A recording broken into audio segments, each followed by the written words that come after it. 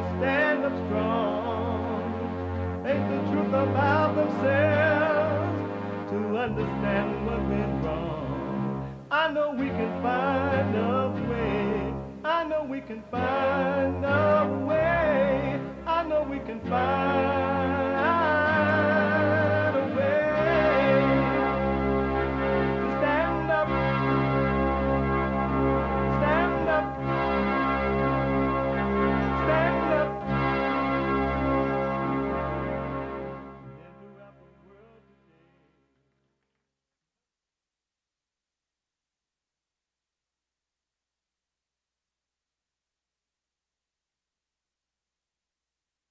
Uniting the races with truth instead of dividing them with lies. We're also rebuilding the family by rebuilding the man. I am Jesse Lee Peterson. Good morning. How y'all? It's Wednesday again. Can you believe it's Wednesday already? What? It's like time is just coming. The sun coming up, going down, coming up, going down at a fast pace. Really. And I don't know what that is. But it's amazing. You can get involved by calling 888-77-53-773. 888-77-JESSE.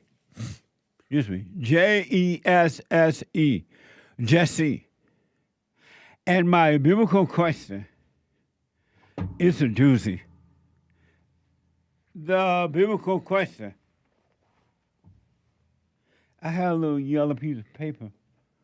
Did I drop it? Nick, will you look and see that I drop a little? Oh, thank you. My biblical question. Does God allow, I have it here, thank you. Does God allow you to suffer? Does God allows you to suffer? Amazing question. It really is. We have every way that you can watch and support the show listed on jesseleepeterson.com/show. jesseleepeterson.com/show. And if you're running around doing, you don't have time to sit and watch it right now, you can podcast, of course, but you can be listening to the show on your iPhone or iPad while you're working out, while you're dancing, making breakfast, lunch, and dinner, on the run from the Department of Justice, or trying to stop the Department of Justice. And the Department of Justice trying to stop it from picking up the illegal aliens, so you're protesting against your own country, or you're in our country on a student visa and you're supporting Hamas and you're saying death to America, death to Israel, you still could be listening to the show. Why are you doing all that? By calling the listen line on TalkStream Live at 605-615-4131. 605-615-4131. And to donate and have your comments read out loud, go to Buy Me a Coffee. BuyMeACoffee.com/JLP Talk or Bond JLP Cash App. Bond JLP Cash App. All right? Amazing. This is the last Wednesday of May. Believe it or not. This month has gone by like 90 going north. But fret not. America's friend is here. Our friend is here. My friend is here. Bond's friend is here. The next president of the United States of America is here. Bill Lockwood. Bill Lockwood is here. Get ready. really one of the smartest, and I'm not just saying this to be funny, it's true. One of the smartest white men on this side of heaven. And he is the host of Patriot Pulpit and Bible Studies with Bill Lockwood. He is the preacher at Our Park Church of Christ in Texas. And you can support him, and I urge you to do it. You don't hear me doing this a lot with a lot of folks, right? I urge you to support Bill Lockwood. You will not regret it. American Liberty with BillLockwood.com. American Liberty with BillLockwood.com, and we're going to give that out again. If you missed it, get ready for it. Bill, good morning. Good morning, Jesse. How are you today? Amazing. How you doing? Very good. Thank you for that. It's welcome back into the month. Can you believe how this time seems to be going by faster than you, or is it just me? No, it's me too. and why is that? Well, I've always been told that as you get older, the time does go more quickly. I suppose it's because we stay busy, and then we look back and say, well, where did that? See, I skipped my 50s, and now I'm in my 60s, so yeah, I don't know what happened. What a mess! So, one quick question. I want to get to some very important things I want to discuss with you. How you feel about what's happening in America now with the president, the tariff situation, and it looked like Putin trying to play tough with Trump. Right. So, what do you think about all that at this point?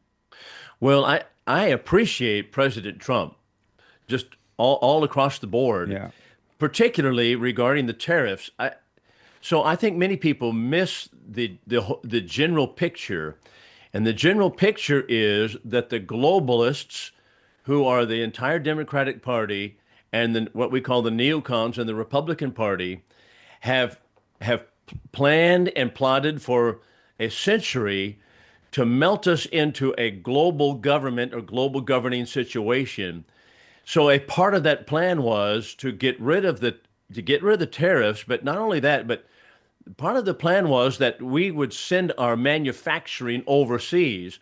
So, for example, when we sent manufacturing overseas after NAFTA was passed, the government even told many of those manufacturers that they had to close the shop and dismantle the manufacturing machines themselves because they didn't want them coming back. Our globalists have planned to assist the rest of the world at the expense of the American taxpayer and make us a service economy instead of a manufacturing economy.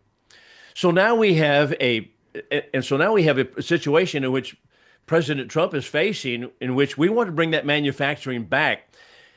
That did not leave simply by happen chance. It left by the deliberate planning and plotting of the globalists since the time of Woodrow Wilson and FDR, and it was left really under the Bill Clintons of the world, and it left America because that's what they wanted it to do. So now we are supplying the rest of the world with their jobs, and we have basically a service industry that is, at one time our manufacturing was 25% of our economy, but now it's like less than 10%, or maybe it's like 12. But President Trump is trying to bring it back. Not only that, but the tariff situation. At one time, we were able to fund our government almost 100% by the tariffs that we received. But in order to get out of that, we implemented the income tax. This was in Woodrow Wilson's period. So now we're funding the government with not only income tax, but also just living off of credit. And that of course, is wrong. So President Trump is trying to not only turn back the hands of time on those things, but he's trying to bring back manufacturing to America. And so I think it's a huge job for him to do. And I hope that it's successful in it, but a lot of people don't understand that. They say, well, the prices are going to go up. Well, look what's happening for example, if you go to Walmart, the goods there are 100% made in China practically. You can't go to Walmart and not pick up something made in China. It didn't used to be that way. And we have decried the closing down of the main street in America and the mom and pop stores But that has happened because of all this globalism that has gone on. So Trump is trying to bring all of that back and change it up again, back to what it used to be. And that's why he's also talked about closing down or stopping the income tax, which I hope he can do that. But I don't know. This seems a pretty big job. Is he going to have enough time to do it within this 4-year period? I don't know. I don't know. In my opinion, that's why he's been moving so quickly at the very beginning, because he knows this is a huge task.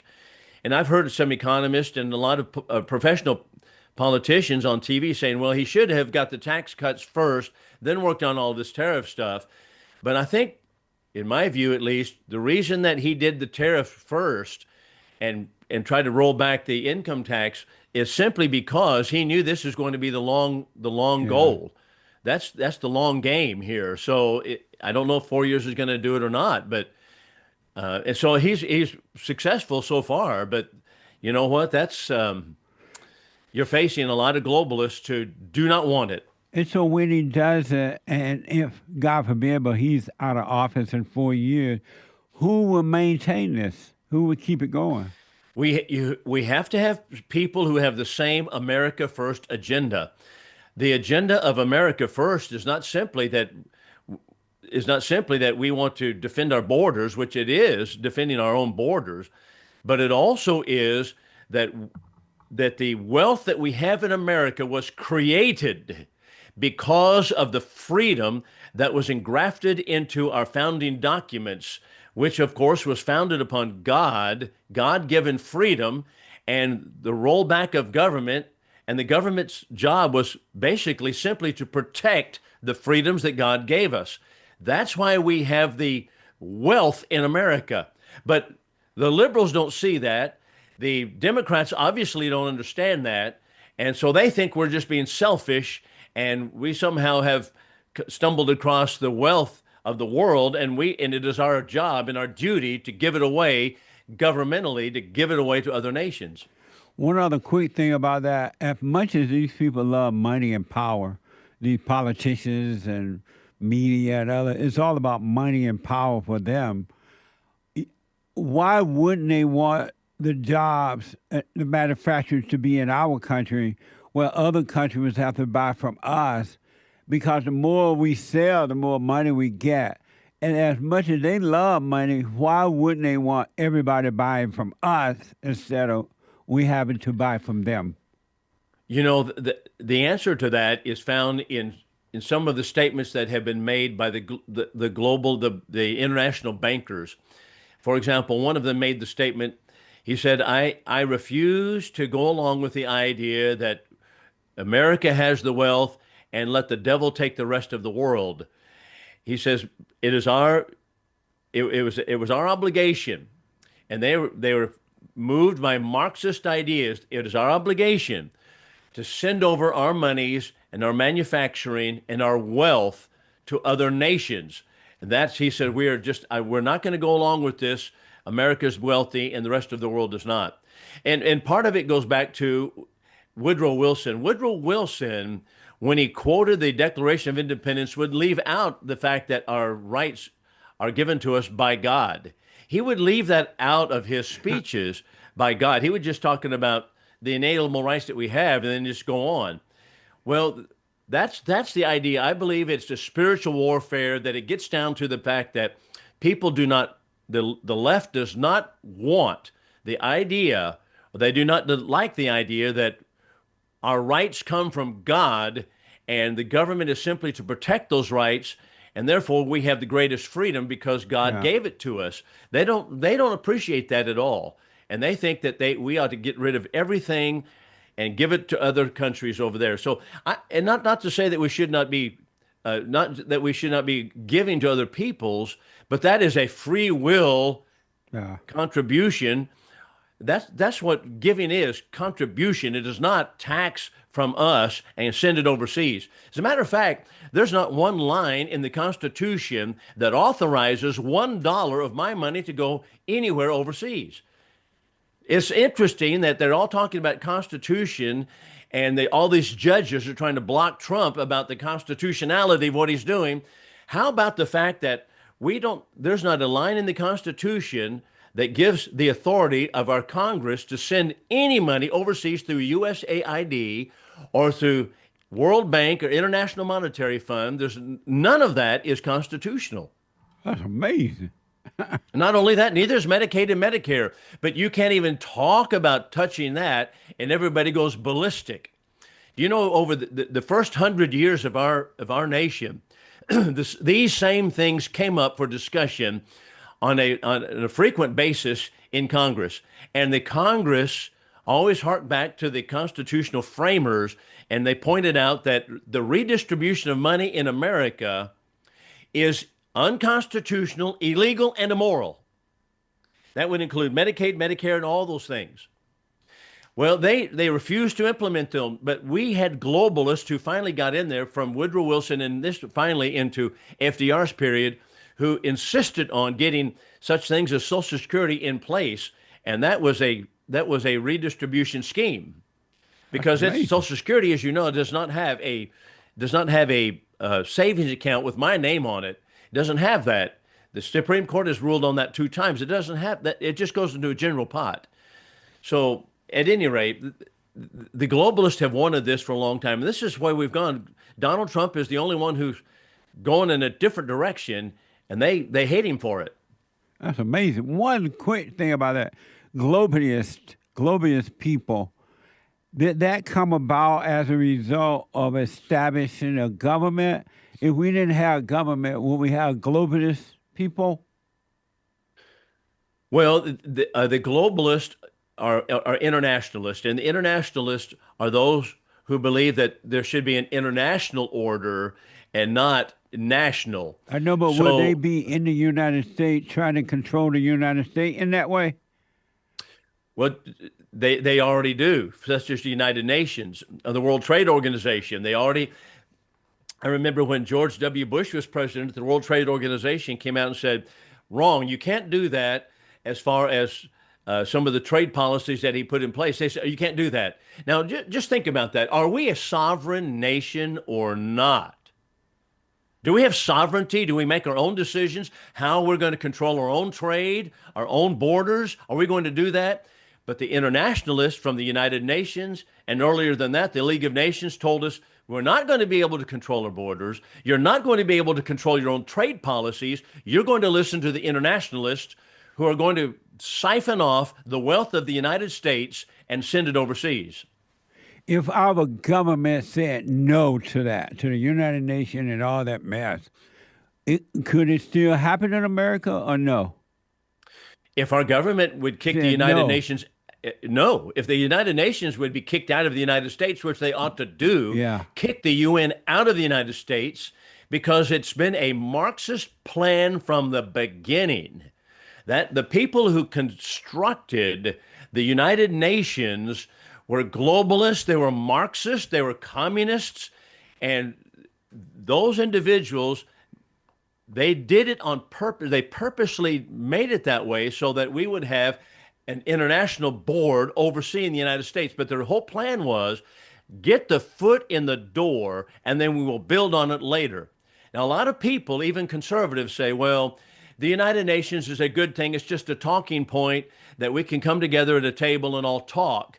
That is historical ignorance. The people who constructed the United Nations absolutely did not want a sovereign United States. They wanted to get the blueprint in place.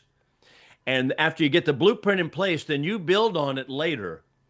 That's what Woodrow Wilson was told by Colonel Edward Mandell House. Mandell House was an internationalist. He was a rich oil man from Texas.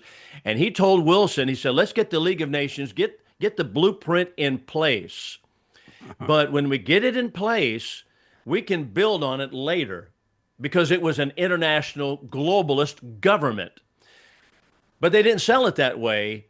But Wilson pushed it and pushed it and pushed it. And House told him to back off of that, because the conservatives in Congress back in those days were a little bit skeptical about globalist organizations overriding the sovereignty of the United States. Well, Wilson couldn't stand anybody going against him, And the proud, pompous man that he was, coming out of Princeton, he said, no, you know, one of those professors, they don't like anybody questioning you at all. Yeah. You know how those professors do, and Yeah. they just hammer you. So he pushed it. It was rejected, and there was a split then between Colonel Edward Mandell House and Woodrow Wilson. House went his own way. He came up with another plan. He said, okay, we're going to establish the United Nations, another globalist government organization in embryo form. And it was going to be called the United Nations, but he started it with the Council on Foreign Relations and International Relations, International Institute of Royal Affairs, I believe it is called, in England. So these two organizations, England, United States, were to promote global government. And that is internationalism. And most of our politicians, as a matter of fact, all of our schools, have been educated to believe that internationalism is the way to go. So whether you have the Newt Gingriches of the world or whoever who are, whether Republican label, they're internationalists as they govern. That's amazing.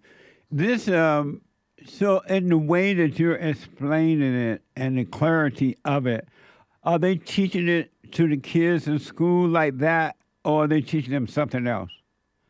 Because if they don't teach the kids that the voters will never vote out the government that believe in this stuff, and there's no way it's going to change. Are they teaching this in the schools as clearly as you made it right now? Well, there's some schools, but if are you talking about universities? Yes.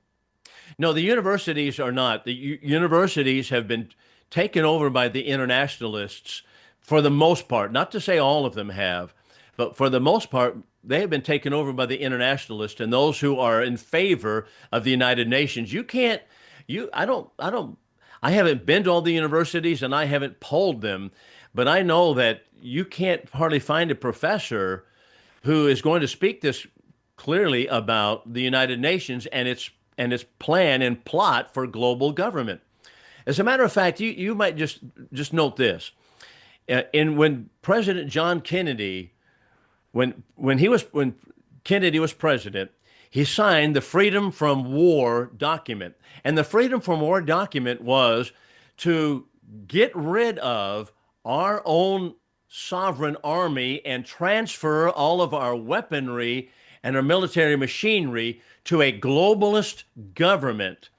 Freedom from War document. I think I have it on the shelf back here somewhere. The Freedom from War document. People ought to read that because that's what Kennedy signed. That was simply one of the stepping stones in getting a globalist government.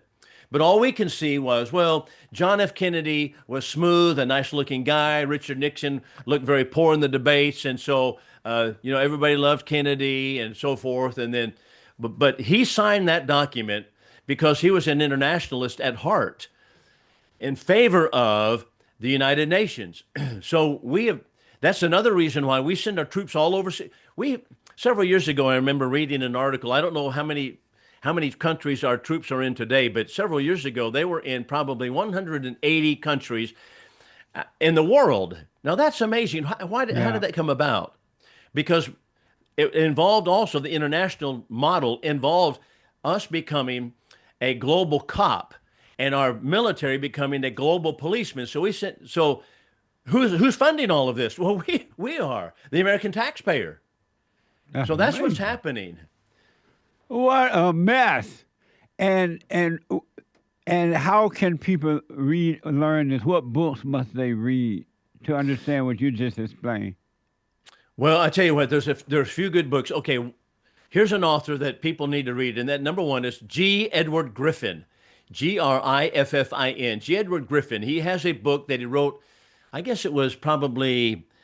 I don't know, maybe 30 years ago, called, maybe more than that, maybe 40 years ago, called The Fearful Master, about the United Nations.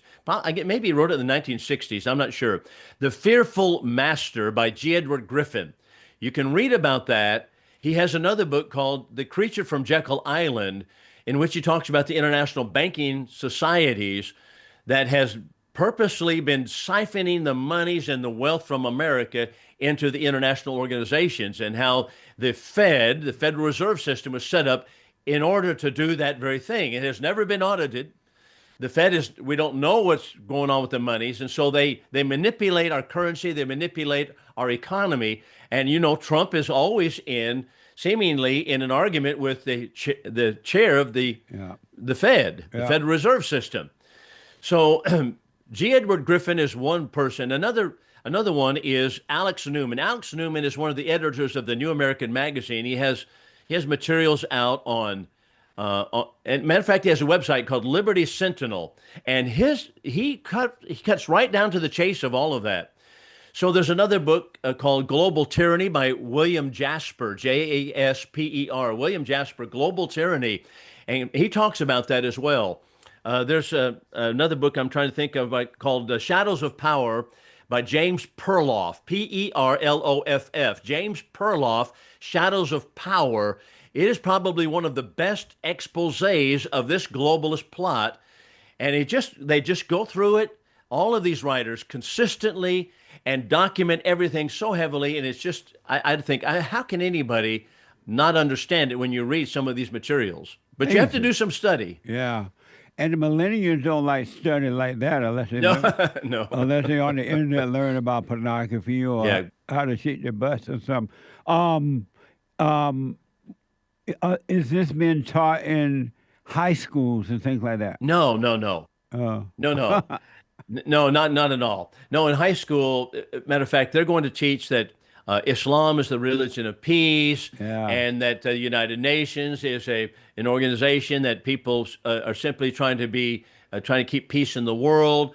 They're not going to expose the real purpose of these organizations or these religions, so-called, in the school system. They're not going to do it. Amazing. Bill, we only have you for 30 minutes today, right? No, you have me as long as you wish. Oh, good. I'm out of school today. Oh, good. Because I have a question for you about the internationalist thing. And also I want to talk to you about Hamas in America. Sure. That is mind-blowing to me. Someone want to know, do the internationalists like Hamas or Israel? They do. So, and I wouldn't say necessarily if you're an internationalist, you like Hamas, but the Democratic Party, matter of fact, it's a good question. I appreciate that question. Bill Maher, whom everybody knows, and he's basically an agnostic regarding God's existence and a liberal, but he has been so plain spoken about his fellow comrades in liberalism. And Bill Maher just the other day had a podcast in which he pointed out, how is it the case that the Democratic Party is so in favor of Hamas? Why is that? Because Hamas is established in 1987. Hamas is a military wing of the Muslim Brotherhood, which was established in 1928, which is global jihad. That's what it's about, global jihad. So, but Bill Maher, if you don't believe me, listen to Bill Maher. He says this, why are the Democrats, and he knows he's an insider on the Democratic side, why are they so in favor of all of these terrorist organizations? That Hamas has been labeled as a terrorist organization by our own government. Yeah. And yet Hamas is supported by the Democratic Party in America. You go figure. So the Democrats are internationalists. They support the terrorist organization. So the only conclusion, rational, that I can draw is that the Democratic Party hates America. Now, I say hates America. I don't mean they hate the individuals in America, probably so many of us, but they hate the founding ideals.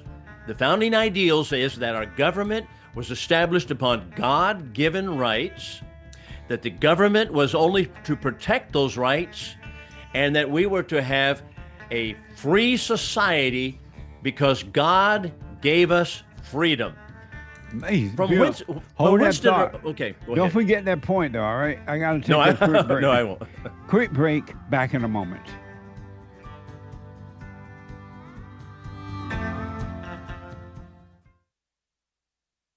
I just want to say thank you for everything that you do You've absolutely changed my life for the positive, and I just want to thank you. I was 29-year-old beta, living at home with my mom, and just was living in fear and in doubt, and I couldn't hold down a job. And then I found you, and I started listening. I started just being more at peace, and I forgave my mom, and I forgave my father.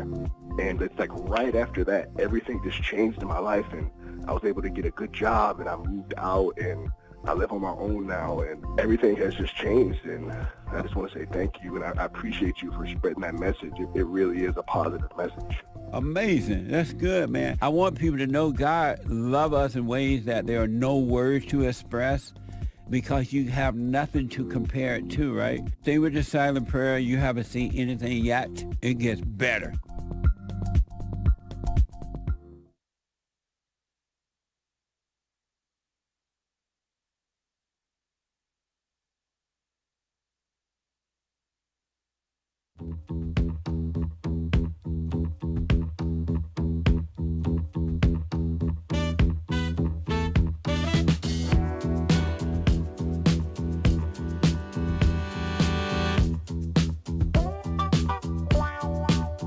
You better start moving and feel the music. Get your groove on. Amazing. Manhood Hour is coming up in the third hour today. It is Wednesday. We will be getting to your calls at 888-7753. 773 888 Jesse. Couple announcements. The Hake Report. The Hake Report is coming up at 9 a.m. this morning, right after my show. Always after my show, Monday through Friday from 9 to 11. And James Hake is on fire. He ain't got that good hair for nothing. And then after the Hake Report, Joel Friday TV. He black. Joel Friday TV. And it's amazing. At 11 a.m., then the American Anchor Baby. The American Anchor Baby. Energy all over the place. Given to him by God. It's not even on loan. It's a gift. The American Anchor Baby. And brand new episode of the Fallen State.tv this Friday. If the Lord is willing and the creek don't rise. I had a fun, but a surprising, because I didn't know this person. And I had a fun but surprising and amazing discussion with Frank Stallone. And Frank Stallone is a Grammy and Golden Globe nominated actor, singer, musician. He's also the brother to Sylvester Stallone. Watch this. Next time on The Fallen State. So you are the brother to Sylvester Stallone, Yes, right? I'm his younger brother. We didn't come from basically an artistic background. You know, some people just maybe have a natural gift that I think is a divine intervention. And what's your impression of the world? I've been to China, Jordan, I've played in Italy. People just don't realize how fortunate we are to live in this country. Trump is a leader. Yeah, He's absolutely. an alpha. All the way. He's got what they call in Hollywood the it factor. Yes. He's got it. Frank Stallone. It was an amazing conversation this Friday at 11 a.m. Pacific time. You don't want to miss it. You can also become members of the FallenState.tv right there on YouTube and locals. And that way you can support us as well. I do appreciate it. I want to go back to Bill because time goes by so fast with Bill. His information is so important and enlightening. I told you he's the smartest white man on this side of heaven. He is. Bill, Yes, before sir. we get back into the conversation, I really want to encourage people to support what you're doing.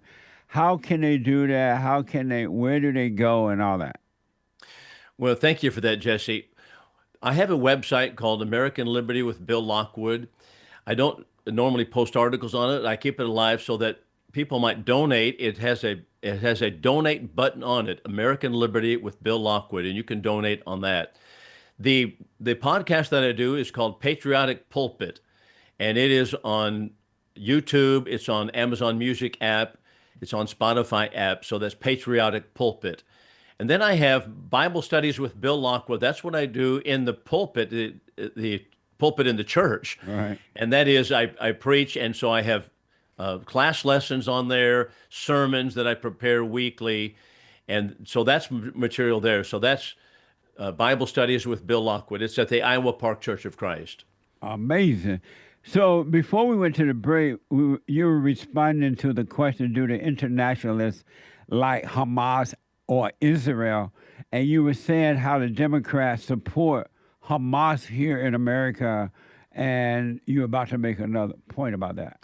Well, I was just going to say that I don't know that the internationalists, who are primarily in the Democratic Party, and there are many of them in the Republican Party also, which defines as a neocon. That's what a neocon is. But the very point of Hamas and the Muslim Brotherhood is that they despise America. So the same thing is true regarding the Democratic Party. The Democratic Party despises God, despises America first. They despise it because you might just look back several years ago at the Democratic convention. They had, of course, they didn't want God in the platform. They didn't even want to mention God. They don't like that. I remember that. The concept that our rights are given to us by God, I don't think you get Democrats to agree to it. I don't think if you get one of them, I'd say what are you doing in the Democratic Party? not to indict every single one of them, but that's how the party is. So they don't like that. So neither does the Muslim Brotherhood, neither does Hamas. They don't like the idea of a God-given freedom or God-given rights and God-given liberties. They don't like that. So Hamas has, matter of fact, they had a conference here just the other day. I guess it was maybe a couple of months ago in 2025, but Manhood Hour is his name. He pointed out that their goal in America is to have 50,000 mosques in America. Or rather 4,000 mosques, 50,000 lawyers, Muslim lawyers, but the whole point is what is called stealth jihad. They're trying to take over the United States, and that's what they're all about. But that's because they are so against Christianity. So also is the left, the political left. So if you think about it, there is one hatred group, one group that they hate, and that is the political right, the religious right. They hate it. So when they have a common enemy, such as the Democratic Party does, the religious right, and Hamas or the Muslim Brotherhood, Islam, that has an enemy that is the Christian right in America, they join forces. And that's why they join forces. You know, people who are enemies join forces together when they have a common enemy. Just like in the Deep South, you know, Jesse, you grew up in Alabama. You follow Alabama. Yeah. You know about the dry counties. You know, there are two groups of people who are against liquor being sold over the counter. Right. And they were, number one, the bootleggers, and number two, the preachers. Yeah. Are those two groups aligned with each other, bootleggers and preachers? No, but they had a common enemy, and that is liquor being sold publicly. So they joined together. You would think that they were in concert with one another, but they were really not. But they actually had a common enemy, so to speak, and that is selling liquor. So the bootleggers, they didn't want liquor being sold. They were making money. The preachers said, no, this is immoral. So the different reasons they preached against it. So the same thing is true regarding what's going on here in America. That's amazing. And you remember those days in Eufaula, Alabama? I know when you said that, my thoughts would drift away. You're absolutely right, man. Sweet home Alabama. There you go. I remember the bootleg and stuff too because I had an uncle who used to work. He used to make liquor like that down in the woods. Yeah. Did you? So he had a still, huh? Yeah, he had a still down in the woods. And How I'm about like, this? What? No. What a mess. And so does the internationalists like Israel? Well, I don't know about all of the internationalists, but I don't think that they're going to be supportive of Israel as it is because the the Islamic societies, the Muslim Brotherhood, and the CAIR, that is Council of American Islamic Relations, they believe that the Holy Land, or that is the land of Palestine, was given or belongs to Muslims forever. So it's interesting to note that that is exactly what the Jews also say, and so many mistaken people in the Christian world on the right. They believe also that the land of Israel was given to the Jews forever, in the sense that never forever is a long lasting. That is, it's never to be lost, never to be taken from them. I might very quickly add this: the word forever in the Bible is used referring to the promises given to Abraham, but the word forever simply means unlimited time. And those promises of land that were given to Abraham and then his descendants, the Jews, those promises were conditional based upon their obedience to the law. And God said that they would be driven off of the land, they would lose the land if they failed to obey God. So for example, the word forever is used as far as the priesthood of Levi, for example. The family of Aaron were to be priests forever, but that didn't mean that it would be forever in our sense, because it was replaced by the priesthood of Christ in the New Testament, and the Aaronic priesthood is gone, according to Hebrews 7, verses 11 to 14. The point I'm making is that the word forever simply means unlimited, but it is limited by the other statements in the scripture that tell us that if the Jews disobeyed God, they would lose the land that God had given them. That's exactly what happened. They were disobedient to God. They lost the land, and the Jews today don't have a title, scripturally speaking, to the land. That's amazing. And we kind of gone in different directions here a little bit, but Yeah. I felt like I needed to clarify a couple of things. It's interesting when I hear you say what God said to the people about land. It's interesting to me that God would even have a conversation with somebody about land. What was he thinking? I mean, Well, well, it was necessary in the Old Testament to have a nation, a cohesive nation, as Israel was, the Israelites, cohesive, in order that they might keep the promises intact, the promises of the coming Messiah. And that's what exactly they did. So throughout the Old Testament, there are many promises of the coming Messiah. So to have a nation intact, such as the Israelites were, is also the case that they needed property, they needed a land in which they could live. So they had it. But God told them, if you are faithful, this is Deuteronomy chapter 4, you'll keep the land and you'll keep it forever. But if you're unfaithful, you will lose the land. Same thing is Jeremiah chapter 19. Jeremiah the prophet said, he went to the elders of the Jews. He said, you're going to lose the land. And he breaks a potter's vessel in front of the Jews and says, as this pot is broken and cannot be made whole again, so this nation will be broken and will not be made whole again. Our Lord even said in Matthew chapter 23 that they lost it, that their house was left unto them empty, the Jews, because of the ultimate rejection of the Messiah. So they lost the promises as a nation. And today, God's Jew is the Christian. These are the promises fulfilled in Christ, and that is all the Old Testament promises fulfilled in Jesus Christ. The land was conditional based upon their obedience to God, but they were disobedient, driven off the land. That's amazing. So someone about that, I have a question. Someone want to know, did they lose their land before Jesus came? They did. Jews.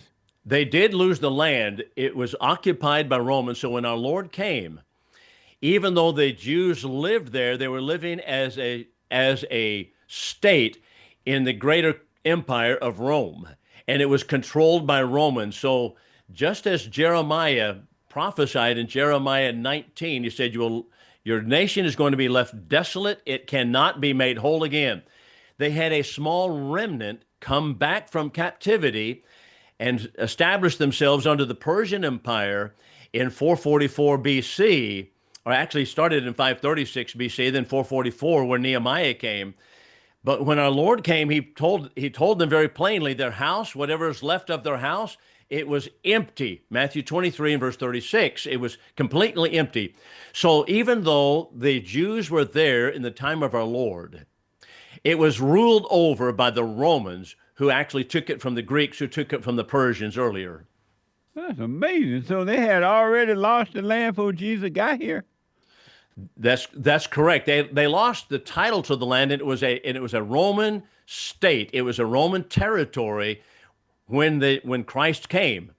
So even though they had, we might say, well, they still lived on the land. It was true, right. They did, but they were there under the auspices of Rome. They never again, after they went to captivity to Babylon initially in 586 BC, they never owned the land completely, totally as a sovereign state themselves. They came back under the Persians, and the Persians ruled over them at the last of the Old Testament. Then the Greeks came and they ruled over them, even though the Jews were there. Some of the Jews were there. The very small remnant came back, and then Rome came and took over them. But what was left of the nation, there still had a small remnant of the nation living on the land. They absolutely lost it all when our Lord was crucified, and he said, your house is left unto you desolate. And God made that known in the destruction of Jerusalem, AD 70, and that's what Jesus predicted in Matthew chapter 24. Amazing. And so, Bill, I guess so much other things I wanted to ask you about, but this is so interesting to me. So you said that now the Christians are the real Jews, right? That's correct. And so Christians, right. Did God give us some land too? No, not at all. What? Yeah, that's not land. Why he didn't give us land? Well, because there's no need for giving us land. We can be faithful Christians anywhere, and we don't need a temporal empire to have and necessary land. Right. I'm not saying that God did not bless America and give land, but it was not given to the Christians as per se the Christians. It was given to the people who came here, and I believe God's providence oversaw it in the giving of us this land, and we set up a constitution that was the framework of it the framework of the Constitution is recognizing God Almighty and that God gives us our rights. And that's why our founding fathers with one voice said this is a Christian nation. They recognized it not because it was something like the Jews had in the Old Testament, but because we were governed by the laws of God. That's amazing. So one last thing about that. So God made it clear with the Jews, I'm going to give y'all some land, and then if you don't do right before my son get there, I'm going to take the land back, right? And you're the Jews, here's the land. And they messed up by not obeying God. And you said that we're now the Jews. Why didn't God make it clear that we own some, America is our land? Well, that is not essential now. So what is essential is that we are obedient to Christ. Galatians 3:27 and 28 tells us very plainly that, for all of you who are sons of God by faith in Christ Jesus, for as many of you as have been baptized into Christ did put on Christ. Then he says there can be no male nor female, no Jew nor Greek. We're all one man in Christ Jesus. There is no such thing as Jew and Greek in Christ. So also in 1 Peter chapter 2, there's no such thing as a Jew and Greek in Christ. We're all one in Christ Jesus. So there's not of necessity an empire or a land that we need a temporal empire. So does it say in the Bible that we, the Christians, are the Jews? Does it say that? Or when they read the Bible, they read, oh, the Christians are the Jews now. Does it say that? How did you come up with the idea that the Christians are the Jews? Well, number one, the passage we just noted, Galatians 3:27-28. Number two is Romans chapter 2:28 and 29, which tells us very plainly that Christians are God's Jews. So I'll just turn over there real quickly to it, just to start us off on that one. But here Paul says, he is not a Jew who is one outwardly, neither is that circumcision. I'm not turning to it yet. He is not a Jew who is one outwardly, neither is that circumcision which is outward in the flesh, but he is a Jew who's one inwardly, whose circumcision is that of the heart in the spirit, not in the letter, whose praises of God, not of men. That's how the passage goes. So he is not a Jew who is one outwardly, but he is a Jew who is one inwardly. That's deep. That's right. That's amazing. Wow, Bill, because of time, I don't know what to do now. Hamas, I am real concerned. And this is what you just said is so important. I almost hate to go to the Hamas thing, but I really want to understand this. I remember years ago when I first started being in media, we reported on Hamas over in other countries, fighting and carrying on. I never imagined that they would be in America. And saying, and it's always been known that they think of America as big Satan and Israel as little Satan. They are now in our country chanting that and look like they're going to be eventually taken over. How is there anything that we can do to get them out of the country? What's going to happen with that? Well, I think Donald Trump is our only hope on that. But at this point, regarding Muslims in this country, or Hamas specifically, I don't know how that would even take place, because everybody sees Islam as simply a religion, and they compare it to Christianity. So you have Christianity, you have Islam, you have Buddhism, and so they think of it as religion. What they don't realize is that Islam is like communism. It is primarily a political movement, and it has a religious edge on the edge of it. That's all. It's a political movement, but the sharp edge is religion. Consequently, that's how people see it. So they will say, well, you're legislating against, or you're violating religious rights. Yeah. And that's how they're going to frame it always. So Hamas, even though it is a military wing of Islam and the Muslim Brotherhood, that is easier to designate as a terrorist organization. But here's the thing. If people would simply read the Quran, you see, Islam is made up of three things. Number one, the Quran, that's what Muhammad, all of it is what Muhammad said, supposedly. Then you have the Hadith, the things that Muhammad said and did. That is what he did. Then you have the Surah, that is his biography. Those three things make up what we might call the canonical scriptures of Islam. So who is the perfect Muslim? Hold that thought. Okay. We want to come. I know, Sure. and Bill, when I come back, I want you to finish up that. Then I have to let you go. Because I end up keeping you the whole 3 hours. We can't do that. That's okay. Okay. All right. I have a couple callers for you as well. Okay. About the Jew and the land thing and all Sure. that. Let me take a top of the hour break. When I come back, don't forget what you're about to say right now, right? Right. Okay, I got to take a break. Hate news, not the fake news, and I'll be back in a moment.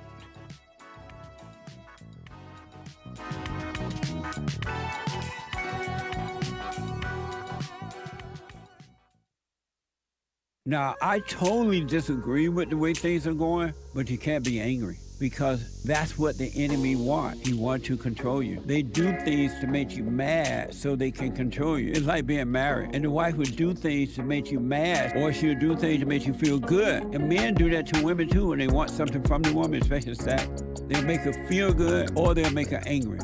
And the woman's gonna have to say, you don't want to be angry. You want to speak up. You want to disagree with what's going on. It's wrong, but do not be angry. Then you won't have fear. You won't have doubt. You won't have worries. You'll be able to see, but you got to stay away from anger. That's why you must forgive your mothers and your fathers so that you can overcome the spirit of anger. It's a spirit and it's wicked. Nothing good in anger because it has no love, folks. You need love to defeat evil. And love is not a weakness. It's a strength. It's from God. It's His nature.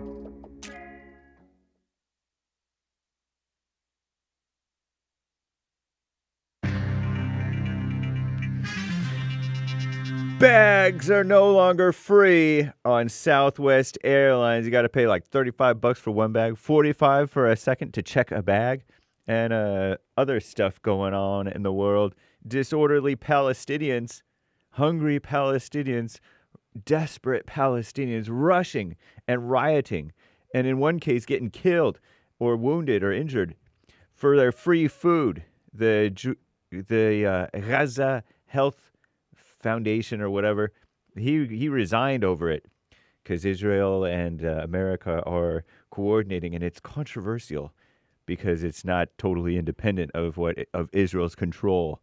And invasion, so-called immigration at the Supreme Court. Can we deport these illegals to any old country, not their country of origin?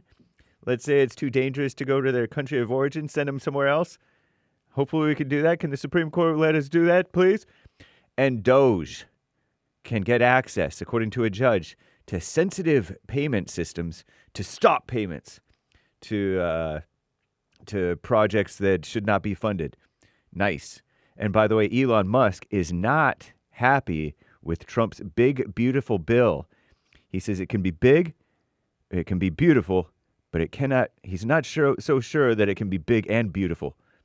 He says that it's against Doge principles of cutting the deficit. It actually increases the deficit. So Elon Musk is not agreeing with Trump on the big, beautiful bill, the budget bill. Interesting, huh? This is the end of hour one of the Jesse Lee Peterson Show. It's Wednesday, May 28th, AD 2025. There is one line open. You can call in right now, even during Hake News, Not Fake News. And JLP will be right back to your calls. And Bill Lockwood should be continuing and taking one or some of your calls, okay? 1-888-775-3773. And if you're overseas or if you're international and you figure out a good way to call in, ideally cheap or free, let us know how you're able to call into the radio show, because Skype has been shut down and destroyed by evil Microsoft.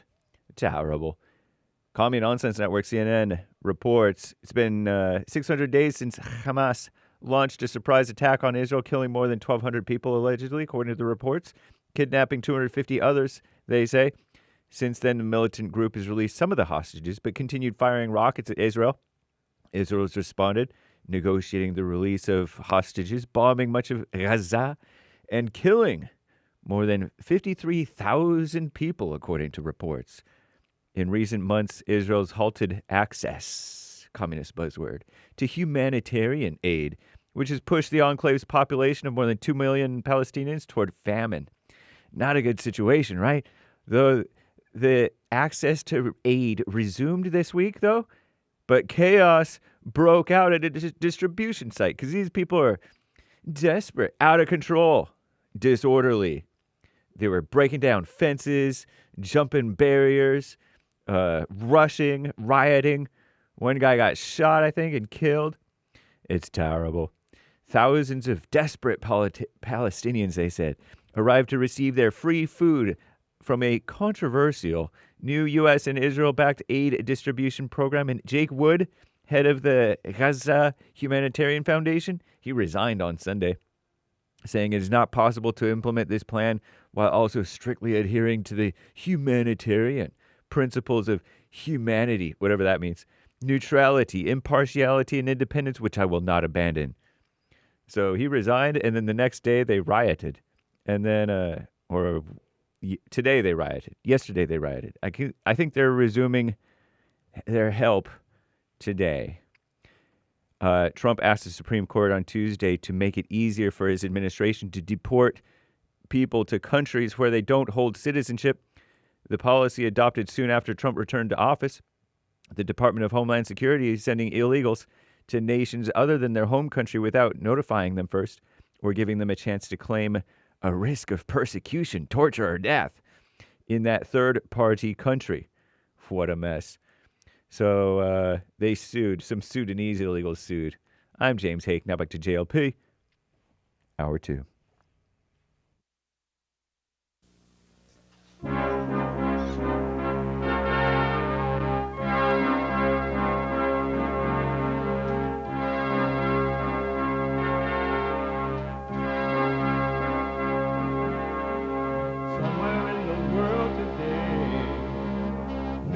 got to stand up strong. Ain't the truth about themselves to understand what went wrong. I know we can find a way. I know we can find a way. I know we can find a way to stand up, stand up, stand up.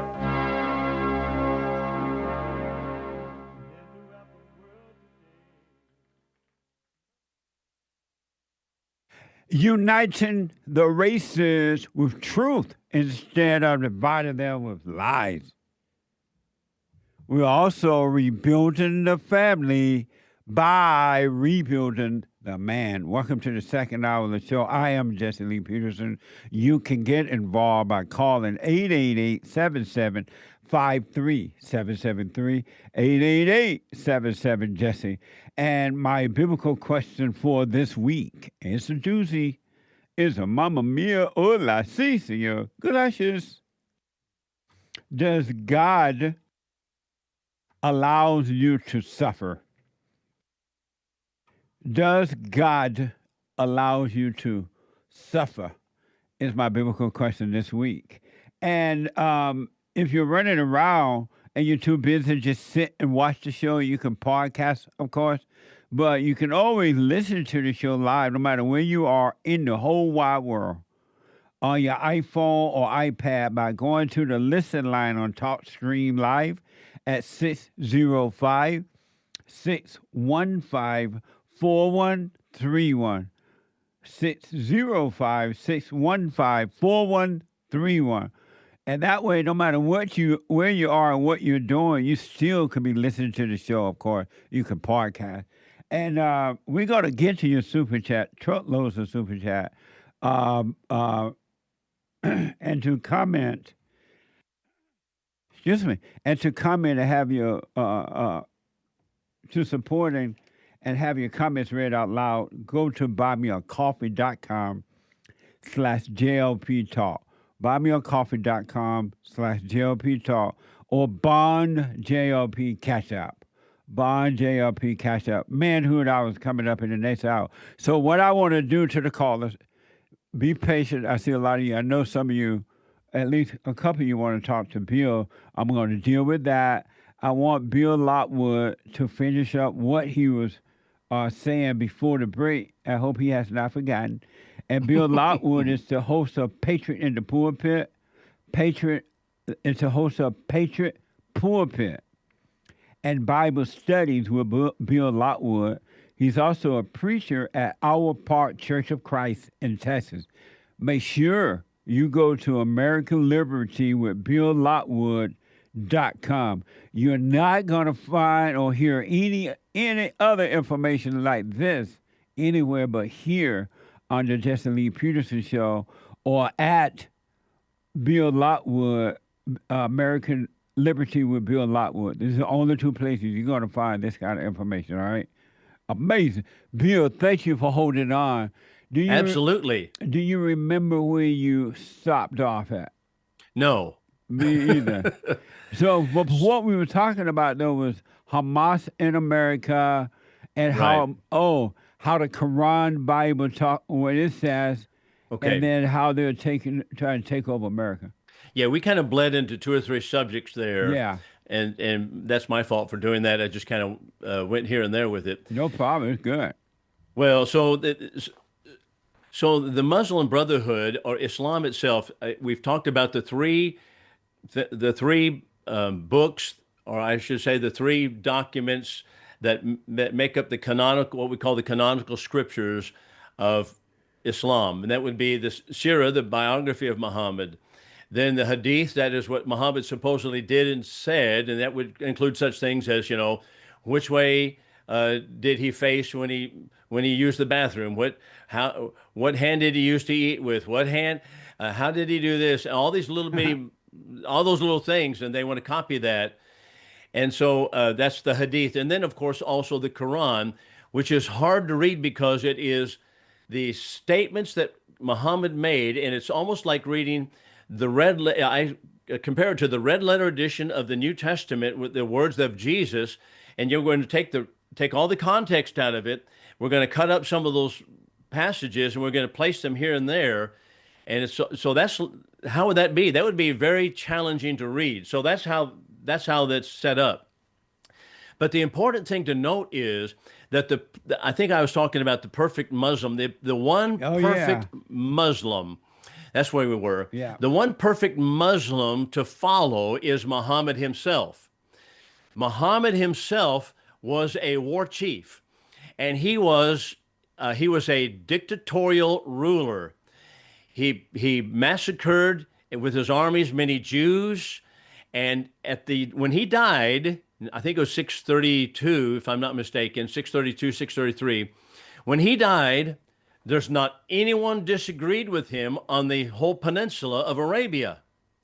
That is not explained by freedom. That is explained by dictatorship, and that's what he's about. So the Muslims follow the one perfect Muslim, and that would be Muhammad.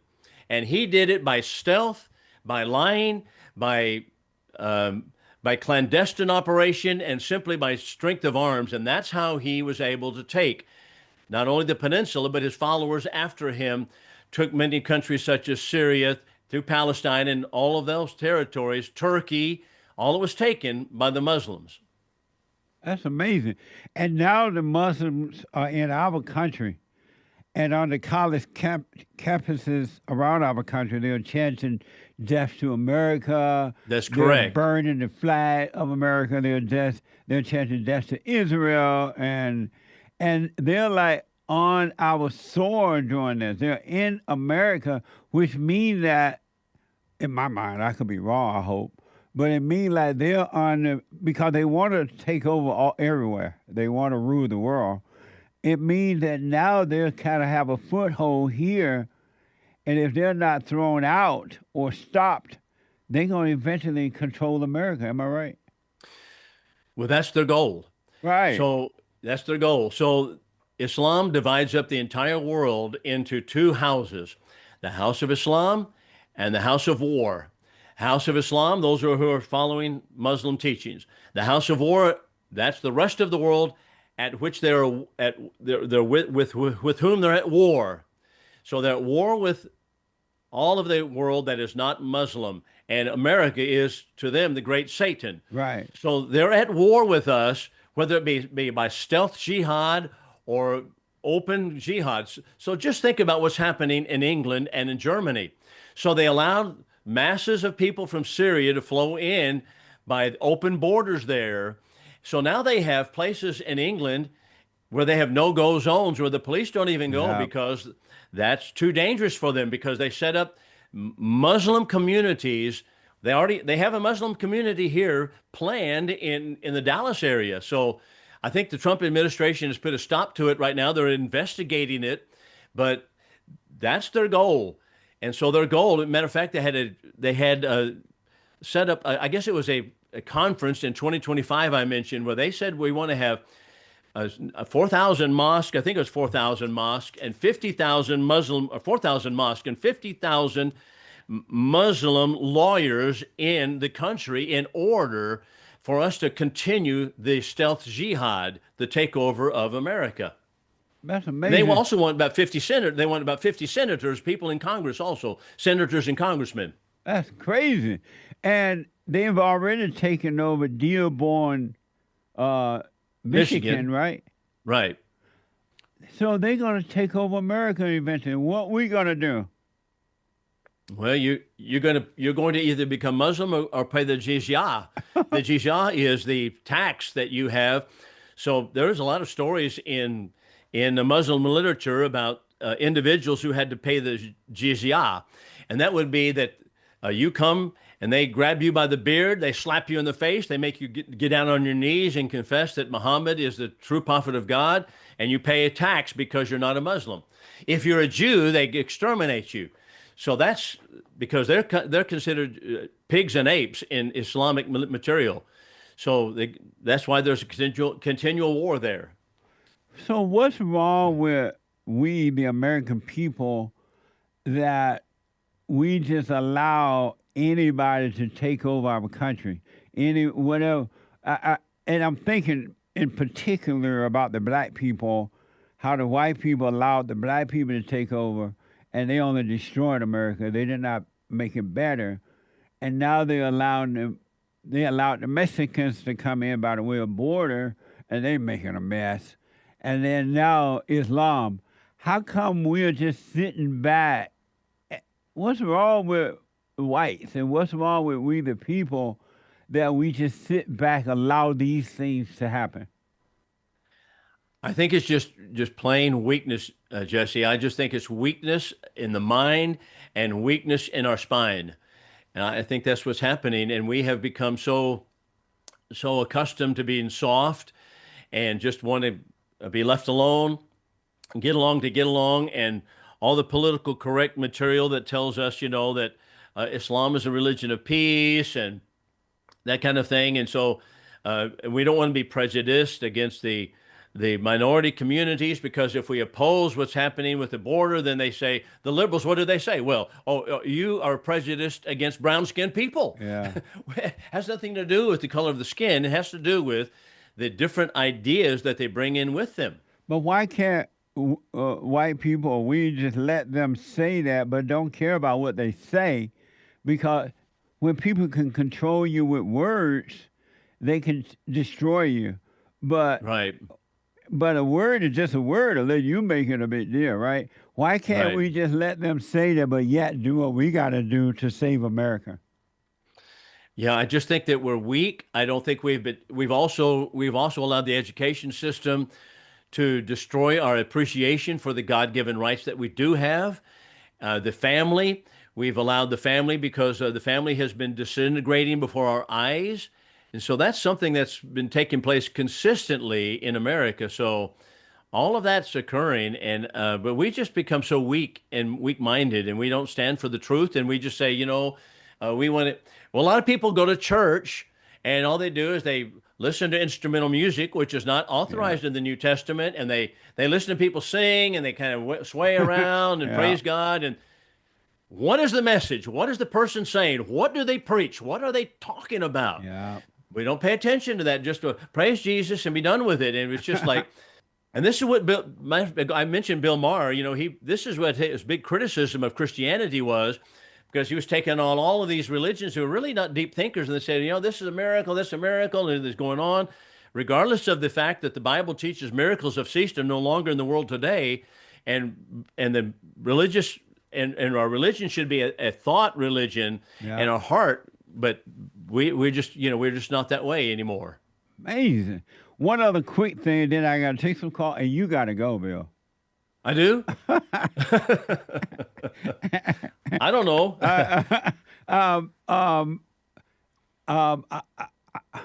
President Trump brought in some white people from South Africa because there's a genocide upon the whites there in South Africa.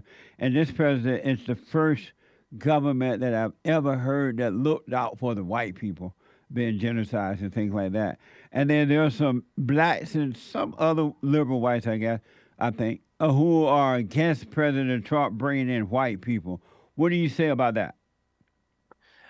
I think that's evil for them to think that regarding President Trump, because I think he's doing right to bring them in. Yeah. What has happened in South Africa has happened in large part because of us. We cut the legs out from underneath the government there. Now they say, well, there was apartheid, and that's the worst thing. The whites controlled the government, and the blacks were not in control of the government. So, all right, so we began to put pressure on them. See, here we get meddling in other people's business. I'm not saying that I agree with apartheid. I'm not saying that this is how the British government did it, and I agree with it.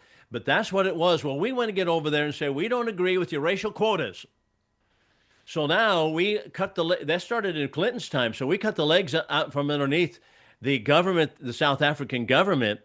And now the African National Congress, which the Nelson Mandelas of the world were part of, and they were people who were violent as they began. They were actually an arm of the communist movement, and they absolutely were about destroying the government that had been in place. So now we've helped them with that. We put embargoes on them because everybody said, "Oh, we can't have people having apartheid." It's interesting that we will do that to South Africa, but how about why don't we do the same thing to China?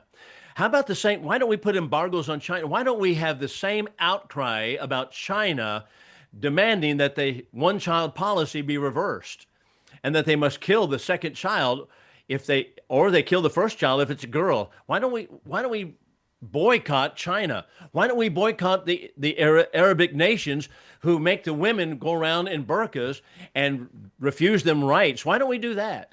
No, we don't. We're not about that. Oh no, it's about the black and white issue. And so now the South Africans who are fleeing from and what's happening now is that the country has been turned over to the blacks that are there, and they're destroying the farmers and the farms that are there. So now they're trying to escape. They're trying to run away. And our liberals just, oh, we can't have that. We can't have that. I agree with Trump on this. Me too. 100%. Bill, let's go to a couple calls here. Sure. Wayne from Texas. Wayne, thanks for calling. You're on the air with Bill Lockwood. How you doing? Hey, Wayne, how are you? Not bad. I just had two questions for you.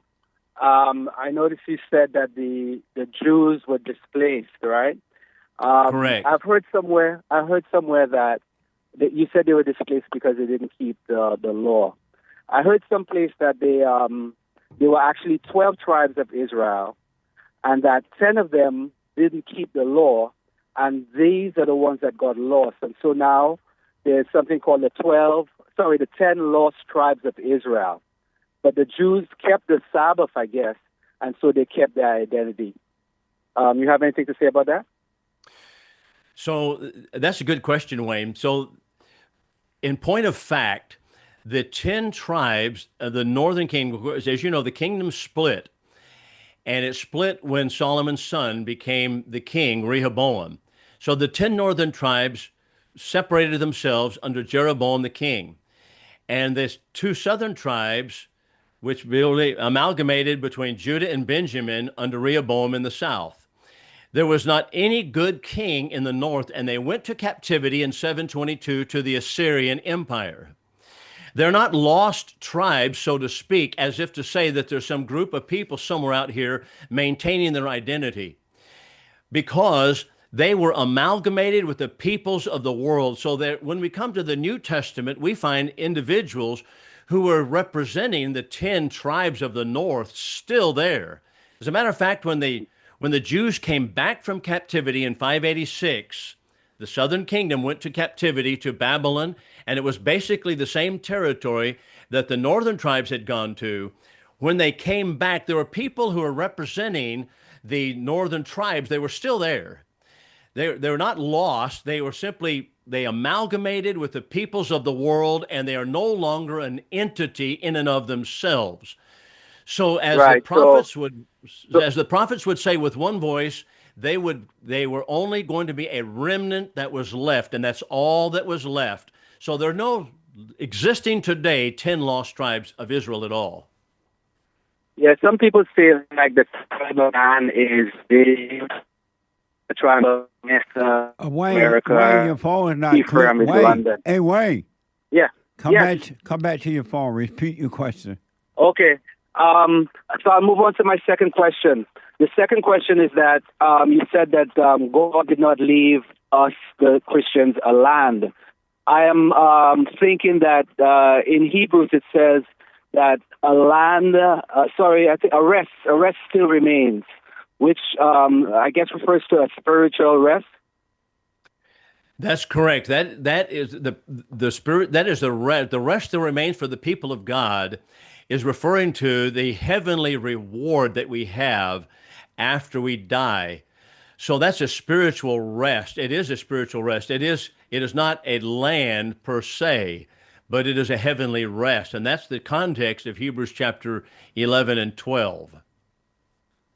So I'm thinking that spiritual rest is not, we don't have to die to get there. I think we can get there through the silent prayer.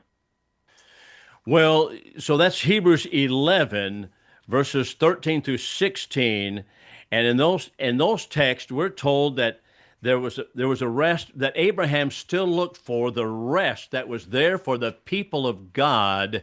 But obviously, by the context, it's referring to after he dies, because it tells us, these all, talking about the heroes of faith, these all died in faith, not having received the promises, but having seen them and greeted them from afar, and having confessed that they were strangers and pilgrims on the earth. For people who say such things make it manifest that they're seeking after a country of their own. If indeed they had been mindful of the country from which they went out, they would have had opportunity to return. But now they desire a better country, a heavenly, that's what he says, it's a heavenly country. So therefore God is not ashamed. I rest my case. Yeah. Thank you, Wayne. I appreciate it. Let me go quickly to, thank you, Wayne. Chris, not Chris, but TREY out of South Carolina. TREY, you're on with Bill Lockwood. Hey, Jesse, can y'all hear me okay? Yes, sir. How are you, TREY? Doing well. Hey, Bill, how are you? Good. Great. No, man, it's good, right? Yes, sir. But I'm a former educator myself too, and I started my own business. Actually, when I was 14, but took back over it again after some years of teaching and coaching. And so I respect and love listening to you too. Obviously, huge fan of Jesse. I've spoken to him plenty of times, but and Jesse, you've been talking about South Africa for years. I've been telling a lot of people. I said Jesse taught me about South Africa a long time ago. So you've been saying the truth on that. But my question for you, Bill, is just I hope I say her name right. Paula White, that's head of the Trump's brought in for I think it's his faith office. Love that we have a cabinet like that and everything too. But just your thoughts on her. I'm a big Trump supporter, and pretty much everything that he's done. And because of time, Bill, go straight to your question. I want him to have time. Yeah, I just want to know his thoughts on Paula White, because biblically, a woman's not supposed to be the leader. She's leading the faith. I saw that she was Okay, hold on. Because of time. Yes, yeah. Bill. Mm-hmm. Well, and I'm not familiar with Paula White. Okay, Paula tell me White your is position. the woman. Paula White is the woman who is now the head of President Trump. She's a Christian lady. I mean, a preacher lady, Christian, kind of like a whatever. And she's prosperity. Prosperity preacher, and she's the head of Trump religion-run department there at the White House. Okay, so in D.C. Yeah, Wayne, that's a good question, because we're told in 1 Timothy chapter 2, as well as in 1 Corinthians chapter 14 or chapter 11, that the men are to be leaders in spiritual matters, as well as in 1 Corinthians chapter 14, that the women are to be silent in the churches. Now, that's speaking about in the churches and teaching, but in 1 Timothy 2, he tells us that the woman is not to exercise authority over the man. So as far as a woman being a spiritual leader like that, I don't believe that's correct. I believe that is something that ought not to be the case. It ought to be a man being the leader. Amen. Exactly. And I know that she was speaking in a forum with all these world religion leaders, and how we should be accepting of all religions, which, all that's going to the one world religion that's supposed to be one day, whether it be something as Trump would support that administration compared to the Biden administration, or thank goodness not the Harris administration. So right. I just want to get your thoughts on that, because I've seen that, and like I said, I know Trump's fairly new. I know he was raised on Christianity, but just some of that stuff, I've been praying and thinking about it. I need that you would have good insight to it. Well, thank you for that. 1 Timothy 2 is pretty plain that she is not to take the leadership role in these matters. Thank you, TREY. I appreciate it. Yeah, thank you, Jesse. All right, buddy. Have a good one. Thank you, TREY. Bill, last word, and tell the folks how to get to your website and everything. Well, the website is AmericanLibertyWithBillLockwood.com. I only have it there for the donate button if you want to donate to the program. I do get because it supports the Patriotic Pulpit, which I put out as a podcast. And you can find that on Amazon Music app. You can find it on YouTube or on Spotify Music app. And then separate and apart from that is Bible Studies with Bill Lockwood. And I am the preacher at the Church of Christ in Iowa Park. So that's a separate study at all, separate from the patriotic pulpit. So those are the two avenues really that I go through. Last word in closing. Bill. Yes, sir. Thank you for coming on, man. That was amazing. Well, thank you for having me, Jesse. I surely appreciate you. Appreciate your stand for the truth, and you've always been a great friend. Thank you so much for everything you do. And so have you. And we'll see you soon, man. Thank you so much. Yes, sir. Looking forward to it. I'm glad you didn't have class today, so you can get That's right. all that in. Thank you, Bill. All right. Thank you so much, Jesse. All right, buddy. Bye-bye. Amazing. Bye now.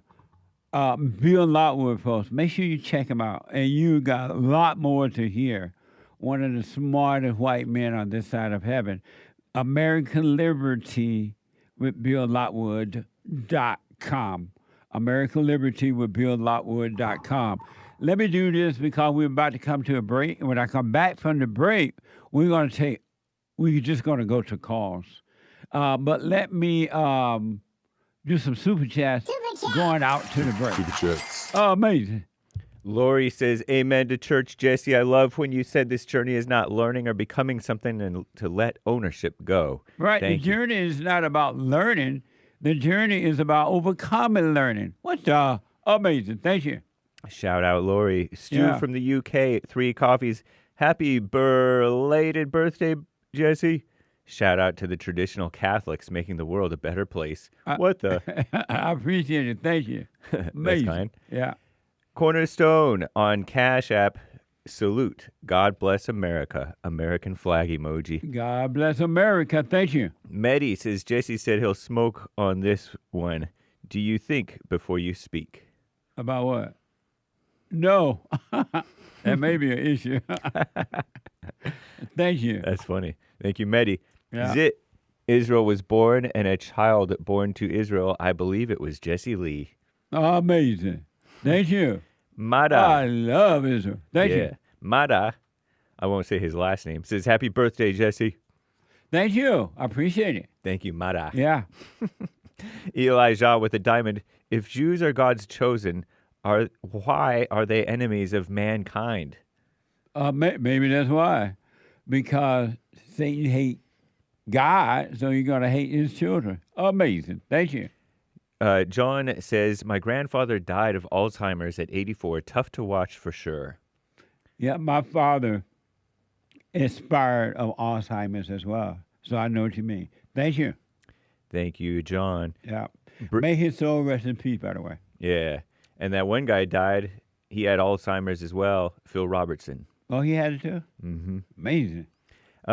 Bridget, 3 coffees. Happy Memorial Day, JLP and crew. Best show on this side of heaven. Thank you, and thanks for your support, making it happen. Thank you. 3 coffees from Eric. Those who celebrate George Floyd lead others into hell. Don't do drugs, don't commit crimes, support the police, find God, said Al Sharpton. Never. Amazing. Thank you. Gregatron, happy Memorial Day. Love y'all. Thank you. Love you back. Old Salty Dog on pilled.net donated 220 gold pills. Thank you, sir. Right on. Thank you. Elijah with a few diamonds here. Blacks learn to play victim against whites from Jews. Celebrating 5 years sober for George Floyd. All black heroes are thugs or B-words. He doesn't say B-words. I'm censoring it because I'm dainty. Like LeBron. I don't know about all that. Right. But thank you. Getting that off your chest, yes. Elijah. Thank you. I appreciate it. He also says John Lennon's Imagine song should have been about blacks learning to behave themselves.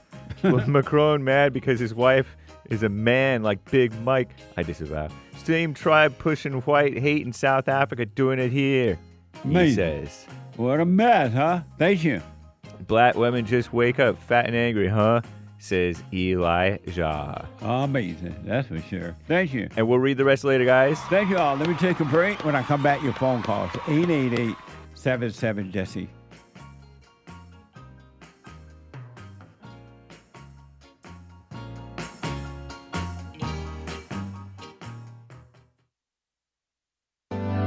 Steve, thank you for calling and thanks for holding. How have you been helped by the show? I'm going to tell you this. I believe you might go down in history as one of the greatest, if not the greatest, black man that ever lived on planet Earth, as far as I'm concerned. I don't know anybody before you that's been that great. You know, freeing the slaves is one thing, but you've been freeing people of their mind, which matters, it should be anyhow, to you more than anything else, because with the mind not being right, there ain't nothing else going to happen right anyway. If you can doubt every thought because you're not your thoughts, if you can doubt every thought, knowing that you're not your thoughts, you don't create them, they're not from God, that they're from the deceiver, the great deceiver, Satan. If you can doubt every thought, you can be free just like that. At an instant. Bring every thought into captivity. It's so amazing.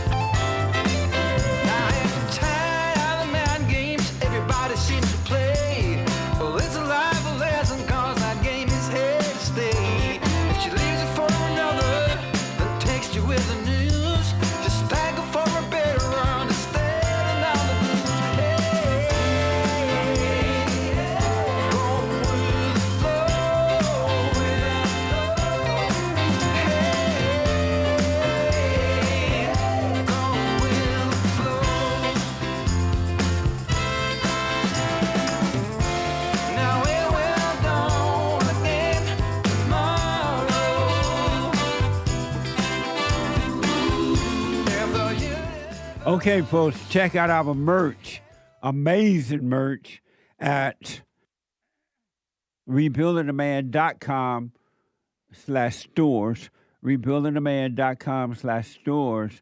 My coffee is there, amazing coffee. Rebuildingtheman.com, all hats and all kind of stuff. And, or Punchy, Jesse Lee Peterson .shop. JesseLeePeterson.shop, all right? I want to go back to the busy phones here. And let me go to St. Louis, talk to the first-time caller. Adrian, welcome to the show. You're on the air. Hi, Jesse. How are you today? All is well. All is well over here. Right on. I just wanted to call and thank you for your continuous message over the past 30 years, however long you've been doing this. The world is always changing, but your message has always been the same, and that is the message of love, and the message of love is telling the truth. Yeah. And a lot of people just don't understand that. They think that love is, anything but that, and you're just doing amazing work. I also live in a liberal hellhole. You live in Los Angeles. I live in St. Louis. And it is just lies, lies, lies all the time about the people who are causing trouble and messing up the city. And the only way that you can confront and solve a problem is to be honest about it in the first place, which you have been for a long time. Some people are just now catching up. I was definitely in a fallen state for a long time. And just your teachings and your message has always been true, and I just wanted to thank you for that. You're welcome, man. You stay with it, stay with it, stay with it. It only become clearer to you. It would be amazing. Thank you. It is. No, thank you. Right on. Thank you, bud. I appreciate it. Appreciate you, Jesse. All right, buddy. Amazing. 888-7753-773. Let me go to Georgia. Georgia on my mind. And talk to TAIWANA out of Georgia. TAIWANA, welcome to the show. You're on the air. Hey, Jesse. How you doing today? All is well. Amazing. Good. I want to answer your biblical question. Does God allow you to suffer? Well, at first I was like, okay, no, he don't allow you to suffer, because I heard Hake and Anchor Baby yesterday, and they was a little hesitant of responding to what you said, because you said that he don't allow you to suffer. Right. But I have to agree with them, and this is why. You agree with Hake and the Anchor Baby? I do, and this is why. And you're saying that he does allow you to suffer? Yes. And the reason you say that? The reason I say that is because if you would have said, "Do he want you to suffer?" I would say, "No, he don't want us to suffer, but he'll allow you to stay in your hell." Because I often hear you say, you know, even whatever you're telling people, which is true, you know, you can bring the people pretty much to the water, but you can't make them drink it. And some people like to live in their hell. And when you're living in your hell and you're not working on yourself, you're living in your hell and you're suffering. And then if you drop your body in your hell, you're going to suffer forever. So I just believe that if you are working on yourself, you are, you know, just like the blacks, they want to live in their hell. So God don't want them to suffer, but they decided that, hey, this is the life I'm going to live. This is what I'm going to do. So guess what? They're going to suffer. So until they get it right, it means they will suffer. So it's not that God don't love them. It's just that, you know, you have to make a decision. You have to make a decision if you're going to work on yourself or you're going to stay in your hell. And if you stay in your hell, you are suffering. So that's just my take on it. Amazing. Well, I appreciate that. I have to wait until Sunday, even though I want right now to respond, but I got to wait till Sunday to respond. I appreciate that. Thank you. You're welcome, and happy birthday. I had to say that, too. Right amazing, huh? Thank you. Yeah, you look good. I'm telling you, you look good for your age. Right on. Black really don't crack, does it? Black don't crack. Thank you, Tawana. I appreciate it. You're welcome. Have a good day, okay? All right. Amazing. Chris out of Costa Rica, heard around the world. Chris, welcome to the show. You're on the air. Thanks, Jesse. I appreciate it, man. Yes, sir. Jesse, I know you're doing well. All is well. I'm not even going to ask. Yes. Amazing. Jesse, so I've been listening to you for a couple of years now, maybe 10 years or so, and you really helped me put Christianity and forgiveness into perspective. And my life has changed tremendously since that, and I've been doing it religiously. The silent prayer in the morning, every day, evening, most days, probably maybe 5 times I've forgotten to do it in the past 10 years or so. However, I stick to it. And last year, around July or so, because I had a business deal where I was going to send a car down to Costa Rica. I was in Texas at the time. I got some friends together, and they were going to drive the car from Mexico down to Costa Rica. So I met with them in Mexico with the vehicle, and because it's so corrupt there, the authorities were trying to rip them off and whatnot. So I had to drive with them. So we kind of turned it into a caravan, 2 vehicles. It was myself, my wife, and then 3 other friends. And as we're making it down there, we're constantly being asked for money. We kept saying no, and we were probably 60 kilometers or so from the border to Guatemala from Mexico. And there the police stopped us, pulled us over, took pictures of everything. And I knew something was up immediately. It instantly came back, that thing that you always say where you know that you know. So I instinctively knew. I knew it in my gut that this isn't right. Something's happening here that's not correct at all. So I stayed calm. My wife wasn't feeling well. I didn't mention anything to her. I didn't mention anything to my friends that were in the other vehicle, and they just had us follow them. And I knew that wasn't right, but I just stayed calm. I'm like, all right, I'm getting these thoughts telling me all these listings and screaming at me and whatnot to overreact and whatnot. But I'm like, nope, I have to trust in God. I have faith in God, something that I one of the answers that you gave to how do you know you trust God? And you said you never doubt him. So I'm like, I don't doubt God. I know something is going to happen and it's going to be taken care of. So he took us to this dirt road. On that dirt road, they were kind of motioning for us to get off. And there were some guys in motorcycles. It was empty. Nobody else on the road, and some dude in flip-flops and shorts, big fat dude.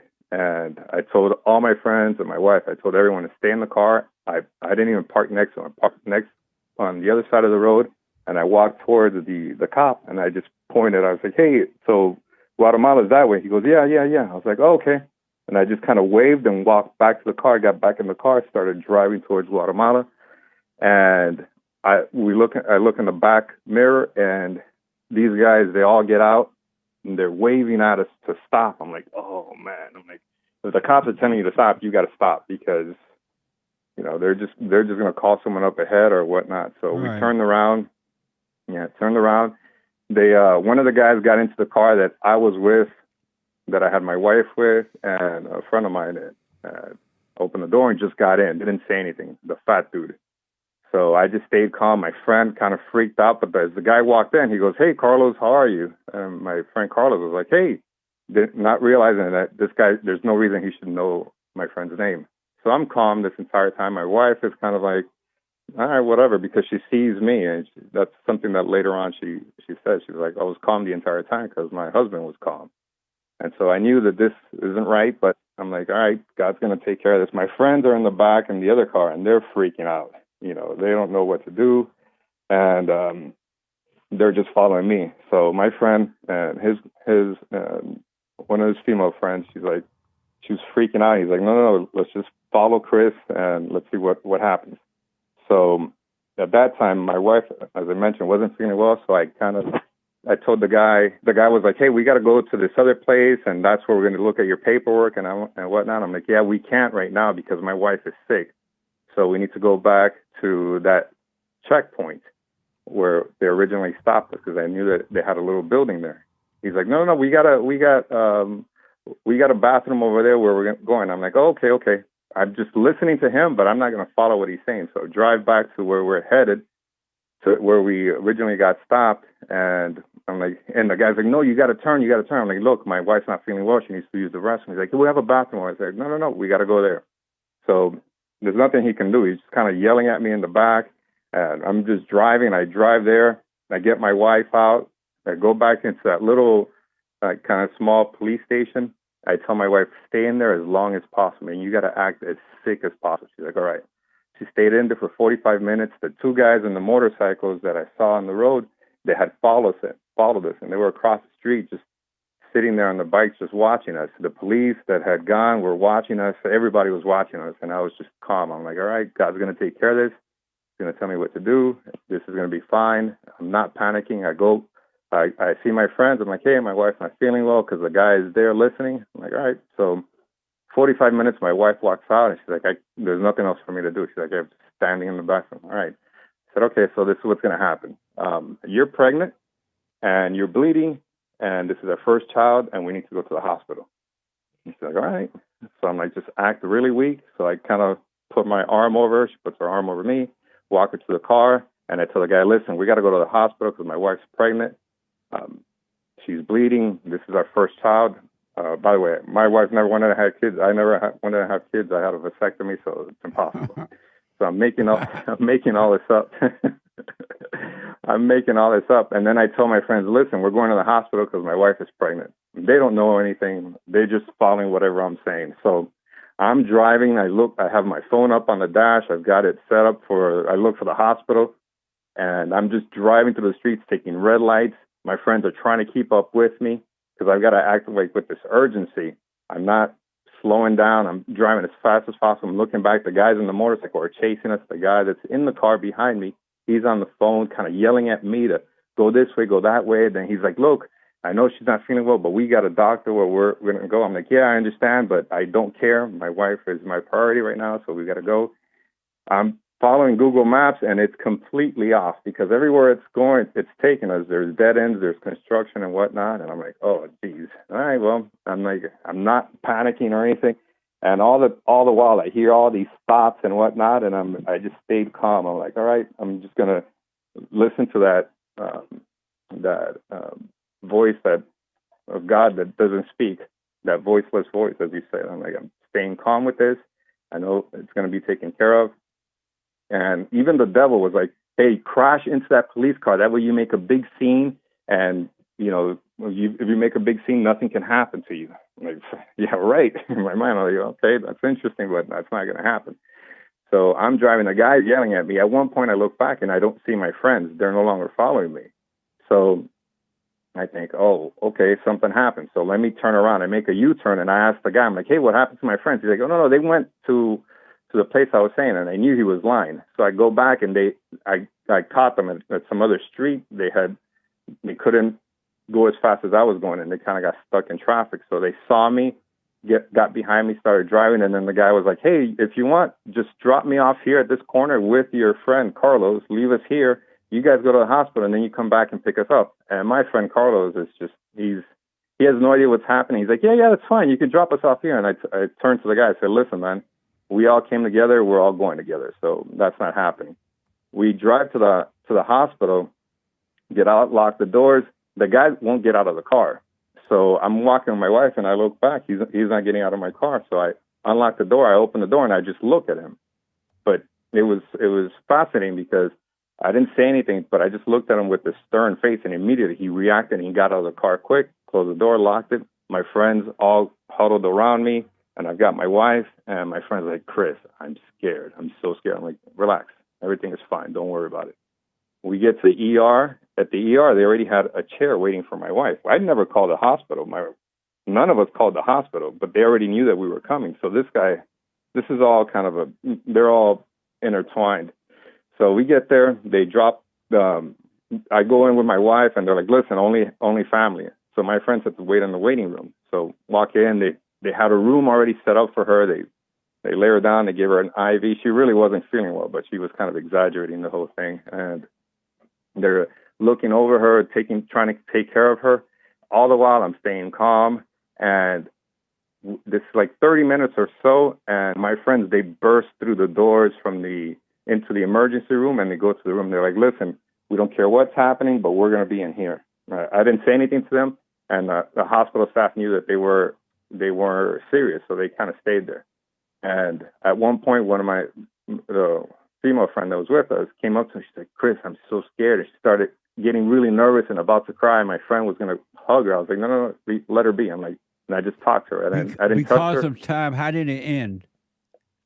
Okay. So at the end, ended up calling the U.S. Embassy. They told us to call the police. Police were in on it as well because they showed up. And one of the nurses that was there said, listen, that's the captain of the police. He's the chief of police. He's in charge of all these other guys that are searching for you. They're going to turn you into those guys, so don't go with them. I said, all right, call back the U.S. Embassy. U.S. Embassy sent the Mexican National Guard. National Guard came out, and they made a big show because they showed up with these huge guns, and the lights were blaring and whatnot, and people were freaking out in the hospital because they see all these lights, and they're like, who are these people? So they took us to, I'm making it really short. So they ended up waiting until my wife could get, exited from the airport. They took us to a hotel. We waited there. They kept the guard outside for us. The next day, they took us to the airport, and we left the cars at the airport, and then from there we flew out of Mexico. And so, but the entire time, even while these things were going on, my friends were like, they're like, how are you so calm? It's like, we're freaking out. Like, we're so scared. One of them actually had a panic attack. So they were trying to kidnap you? Yeah, it was between the police and the cartel. They were trying to kidnap us. And so they were asking, why was I so calm? They're like, how are you so calm? Like, because I have faith in God. I'm like, I have no doubt at all that he's going to take care of us. And he took care of us, got us out of there. And, so I thank you and for kind of leading the way towards understanding how this world is really, really based off of fear and emotions and whatnot. And if you have true faith in God and you don't doubt in Him, He's going to take care of you. Absolutely, man. That's an took care of amazing 5 story. people right then and there. Wow. Yeah, that's. Well, you better stay out of Mexico. Oh, no, wait. I went back by myself to get my cars. God ain't going to help you no more. No, I got them out. I got the cars out. I'm like, that's it. I'm not going back. I'm telling you. That's an amazing story. Let me ask. Are you calling internationally right now? Actually, right now I'm in Miami. Oh, okay. So we were in Costa Rica that whole time. Yeah, I'm trying to figure out because we're trying to figure out how the international callers can call us. Oh well, my phone number is an online phone number. So wherever I have Wi-Fi, I can use it. I did that intentionally, so I've had it for years. All right. So it'll show up as Thank you, man. Amazing story. And I'm glad Thank you, man. I appreciate it. All right. Thank you. Thank you. Wow. But super chat. Super. Amazing story. I ain't going to Mexico. I know. I've never been, and it's because of stuff like that. I've gone down to Cancun twice, but I ain't going back. And he's right. The cops are corrupt. They'll stop you, and you have to bribe them. I hear a lot of that. Shout out. Everblazer. Shout out to the cops in Mexico. I'd rather sleep on the roof than sleep in the house with Phyllis. That's Everblazer. Amazing. Thank you. I heard that she said sorry. She was just mad. Sorry, I didn't mean no harm. Oh, baby, can we go out tonight and make everything all right? Thank you. Pastor Chatelet Unpilled donated 111 gold pills. Caller, you are not getting our guns. You can cope and seethe. Big smile emoji. Amazing. You're right. That's from Monday. Thank you. This lady is why black fatigue exists, says Pastor Chatelet with another bunch of gold pills. Phyllis, just like her mama, she need to go and forgive. Amazing. Thank you. Hey, Phyllis, says Eric with 3 coffees. It's women's responsibility who they sleep with. Whom? Women reward indifference. They make babies with men who don't love them. The anger the mother holds toward the father is her doing. Makes sense, Phyllis?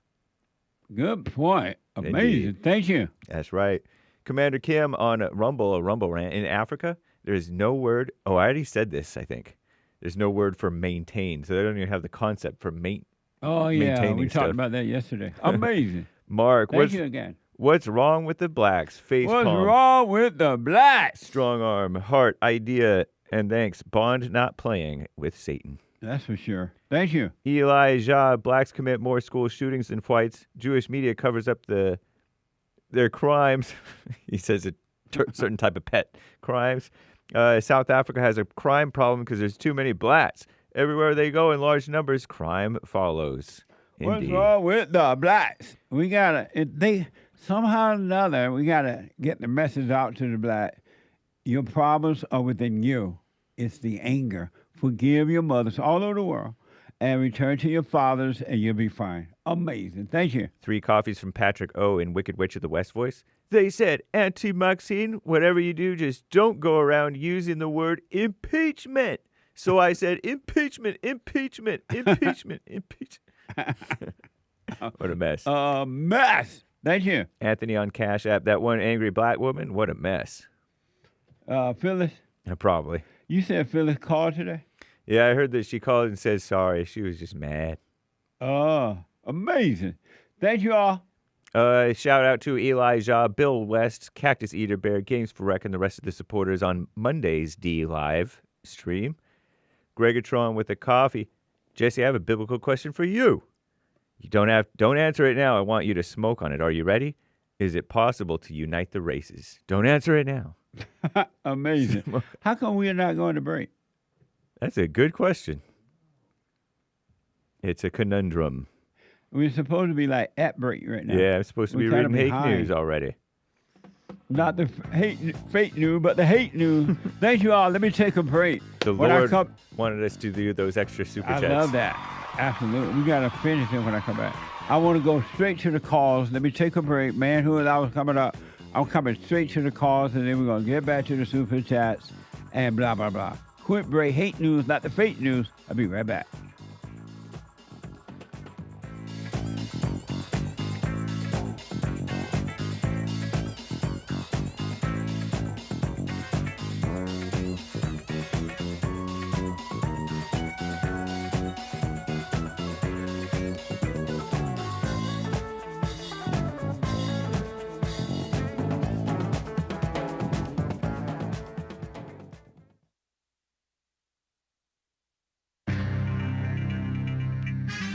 A whole lot of mess going on in the world. SpaceX Starship Super Heavy disappeared, I heard. They lost it. They surmise, some people speculate that it disintegrated over the Indian Ocean. Space is real, guys. Anyway, out of control Harvard, they're getting reined in. Whoa, Nelly. Harvard, you got to get reined in by our greatest president, Trump's administration. And the self-important bipartisan, which means evil, climate and weather scientists, they're doing like a live streaming protest to Trump's cuts to the National Oceanic and Atmospheric Administration, NASA, and Department of Energy. What a mess. Those scientists. And this rock guy named Rick Derringer. I don't know how to, pardon me, I'm butchering his name. He died at 77, gone too soon. Rest in peace. He worked with many a celebrity and a talented guy. Rest in peace. This is the end of hour 2 of the Jesse Lee Peterson Show. It is Wednesday, May 28th, AD 2025. Manhood Hour is coming right up, guys. Manhood Hour, third hour of the show every Wednesday. Rebuildingtheman.com. Shout out. That's Bond, JLP's nonprofit. You can donate and support. There is one line open. You can call in right now to the Jesse Lee Peterson Show, 1-888-775-3773. And if you figure out how to call in free from overseas or a good way to do it for other people to do it, let us know so we can pass your valid tips along. Harvard, in its latest salvo against Harvard University, the White on the Inside White House, according to Commie Nonsense Network, has directed federal agencies to cancel all remaining contracts with the Ivy League school, two senior Trump administration officials said. Such a move would cost the university about $100 million. That's not that much. On top of the $2.65 billion already cut from Harvard after the administration demanded the school change their phony hiring and admission requirements, eliminate evil DEI, diversity, equity, and inclusion programs, and alter rules for on-campus degenerate protests. The school resisted those orders because they are communists, and they filed a lawsuit claiming the government's actions violate their First Amendment. Please. Last week, the administration... Oh, you're violating our First Amendment because you won't give us free stuff anymore. Anyway, last week, the administration tried to halt Harvard's ability to enroll foreign students, but a federal so-called judge put that on hold. Put it on hold. On evil judge. On Tuesday, the State Department instructed U.S. embassies and consulates around the world to pause new student visa appointments. Based. Nice. Right on. While conducting the 9th uncrewed test flight of its Starship mega rocket. That means a million rocket, I guess. SpaceX lost control of the spacecraft, likely disintegrated over the Indian Ocean. The company attempting to reuse a Super Heavy rocket booster, previously flown and recaptured after a launch in January. The company, SpaceX, wants to recover, refurbish, and reuse as much of the rocket as possible to save money on future missions. Starship made it further into its flight path during Flight 9 than previous tests, but not able to accomplish key objectives, deploying the test satellite it was carrying and reigniting engines upon re-entry. The last two test missions, Flight 7 in January, Flight 8 in March, ended in explosive failures, but entertaining. I'm James Hake. Nice. The Jesse Lee Peterson Show is coming right up, guys. Hour 3, Manhood Hour.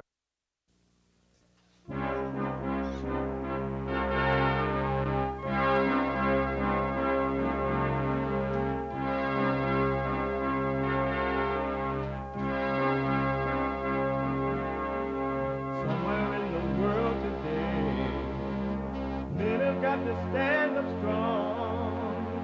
Ain't the truth about themselves to understand what went wrong. I know we can find a way. I know we can find a way. I know we can find a way to stand up, stand up, stand up.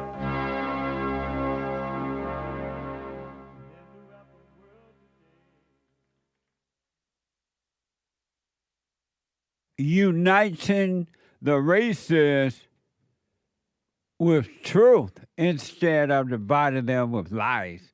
We're also rebuilding the family by rebuilding the man. I'm turning my headset way up because I have a little issues. Now I can hear it, but it's way up. We're also rebuilding the family by rebuilding the man. Welcome to the third hour of the show today. You can get involved by calling 888-7753-773. 888-77-JESSE. And my biblical question, a juicy one. Does God allow you to suffer? Does God allow you to suffer? Amazing question. Does God allow you to suffer? We have every way that you can watch and support the show listed on JesseLeePeterson.com/show. And if you're out and about doing whatever you're doing,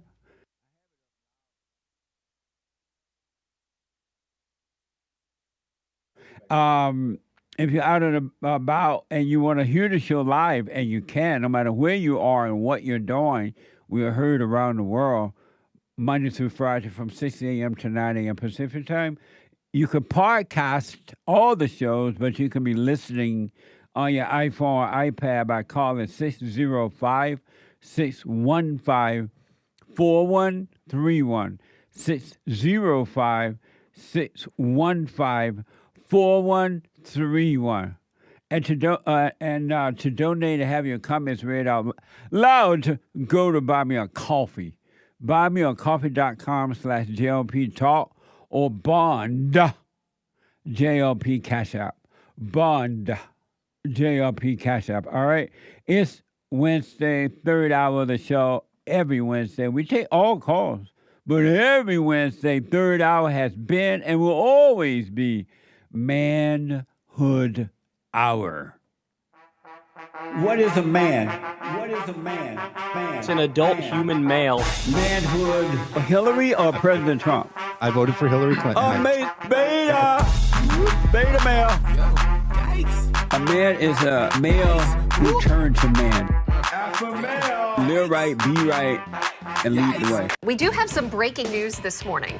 Yes. Olivia's water has broke. That's and right. she is anchoring the news now in active labor. That's not right, right? Olivia's water broke, and she's still here. She's been doing the entire show. I'd rather be at work than at the hospital. Yeah. Make it make sense. She doesn't even love the unborn child. She's sitting up there with pee on her. Looking silly on the news. All for ego's sake. If ever we needed the men to come back to natural order, it is now. This woman insane. She up there, the bus, the baby's sliding out, and she said that they're going to do the news anyway. And all proud. That must be an amazing thrill. Think about the thrill of that. Let me go to the busy phones, and we're going to get to your super chats and the busy phone. We had an amazing show so far. If you missed the first 2 hours, you got a podcast. Bill Lockwood was here. One of the smartest white men on this side of heaven. And you're going to see that I'm right about that, right? So make sure you podcast Bill Lockwood. Let me go to Calandra out of Nashville, Tennessee. Calandra, welcome to the show. You're on the air. Hey, good morning, Uncle Jesse. Where you been? I've been working and taking care of my kids. Nice. Well, good to hear from you. Same to you, and happy belated birthday to you. I appreciate that. Thank you. You're welcome. There's a few things that I want to say, but you just tell me when to cut it off. I will. I will. Yeah. Oh, yeah. What, you gonna say something? No, go ahead. Okay. The first one, the job that I'm on, that I work at, which is the school. I'm still there currently, and the supervisor, I've observed her, and yes, not good to judge, but I've seen that she's like a dictator. She likes to dictate, and she likes to, tell. I can understand, we work, and that's what we're supposed to do. But, to dictate when someone takes break and how they take it. Right. I got an issue with that. Like anything else, I don't mind doing, but when you're interrupting my 30-minute time for my time, what I do, my free time, that I got to go against that. So I want to call you to see, what should I do? So your boss, when you're on break, she interrupts your break? Well, she don't want me to go outside of the building anymore for my break. So she have told you can. She suggested or told you that you cannot go outside of the building? She didn't suggest it. She basically just told me. And why not? Because she felt like she wants everybody to be in the building, and she say it's also in the handbook. Now, granted, Jesse, I'm not gonna tell the field. There is a couple of times where I do take responsibility and accountable for myself. There's been a couple of times that I do come back maybe 5 to 8 minutes late. Oh, well, no wonder. Yeah, and that's what I'm saying. In which, I'm okay. Like, don't tell me. Like, I'm not going to receive that. Well, don't tell me, hey, you've got to come back. You can't leave. Like, it have to be something else, some type of action. Would you rather for her to say, if you come back late again, you're fired? No, because I actually like my job. But so you don't want her to say, if you come back from break late again, you're fired. And you don't want her to say you cannot go out of the building on break. What is she to do? It's not just her. It's actually me. That's why I'm taking accountability, to say that, hey, I am messing up. Okay, I do need to be more mindful about my break. Did you tell her that? I did tell her. I told her. So you told her, you're right, I'm wrong, I should be back, and I'll be back on time? Yeah, I told her, because we did my evaluation the last day of school, and I did my evaluation. And they told me to write down my achievements, what I want for what I achieved this year and for next year, and what I'd like to improve on. And I told her, my break time. I told them that was the issue. So did you apologize to your boss that you come back too late? Yeah, I do. So you did apologize to her? Yes, I apologize to both of them. Okay, and what did they say when you apologized? They didn't say nothing. They was just like, okay, it's okay. So they were just saying it was okay. So does that mean you can go out now for your break? I don't know just yet, because she did say, I did tell her, Uncle Jesse, I did make it known that, hey, I understand, but if she said it was in the handbook that you can't go outside for your break, that you have to be in the building. So, when you apologize, did they say, okay, then you can go out for your break if you make sure you be back on time? No, they didn't say that. She didn't say that. What did they say when you apologized? Nothing. They were just telling me, they would just finish the evaluation, just let me know about my position and how well I am and things like that. But no, it wasn't no retract or anything, just saying that it's okay, we'll give you another chance to. It was never that. So why don't you go to her and say, you know what, I did apologize. I would not be late again, so I am going to be going out. Or are you okay with me going out? Why not go to her with that? Well, I haven't had the chance to go back. Like I said, this conversation happened on the last day of school. Oh, okay. My So, evaluation for next year. so then you off school work for now. You want to go back until September or something? Until August. August. Yes. So forget about it for now. Don't think about it. Yes. But when you go back to work, have a way to see. Maybe you go back to work, you automatically go outside. Maybe time will change whatever happened before you went on vacation. Yeah. And that's what type of, and that's the attitude that I've been having, about everything, because this is something that I know that I'm conscious of, being late, the time Why that I you be do late go so out. much? Because, Uncle Jesse, I have to make runs to the bank. I have to, it's just different stuff. I have to go get food. And I did tell myself, I will, start prepping, my lunch, the night before. And it's just me. It's just me. I see it. But I don't know. you can't be late just because you got to go to lunch. You go get No, some lunch because of at the- lunchtime. During the break, you don't have as much time at the lunchtime.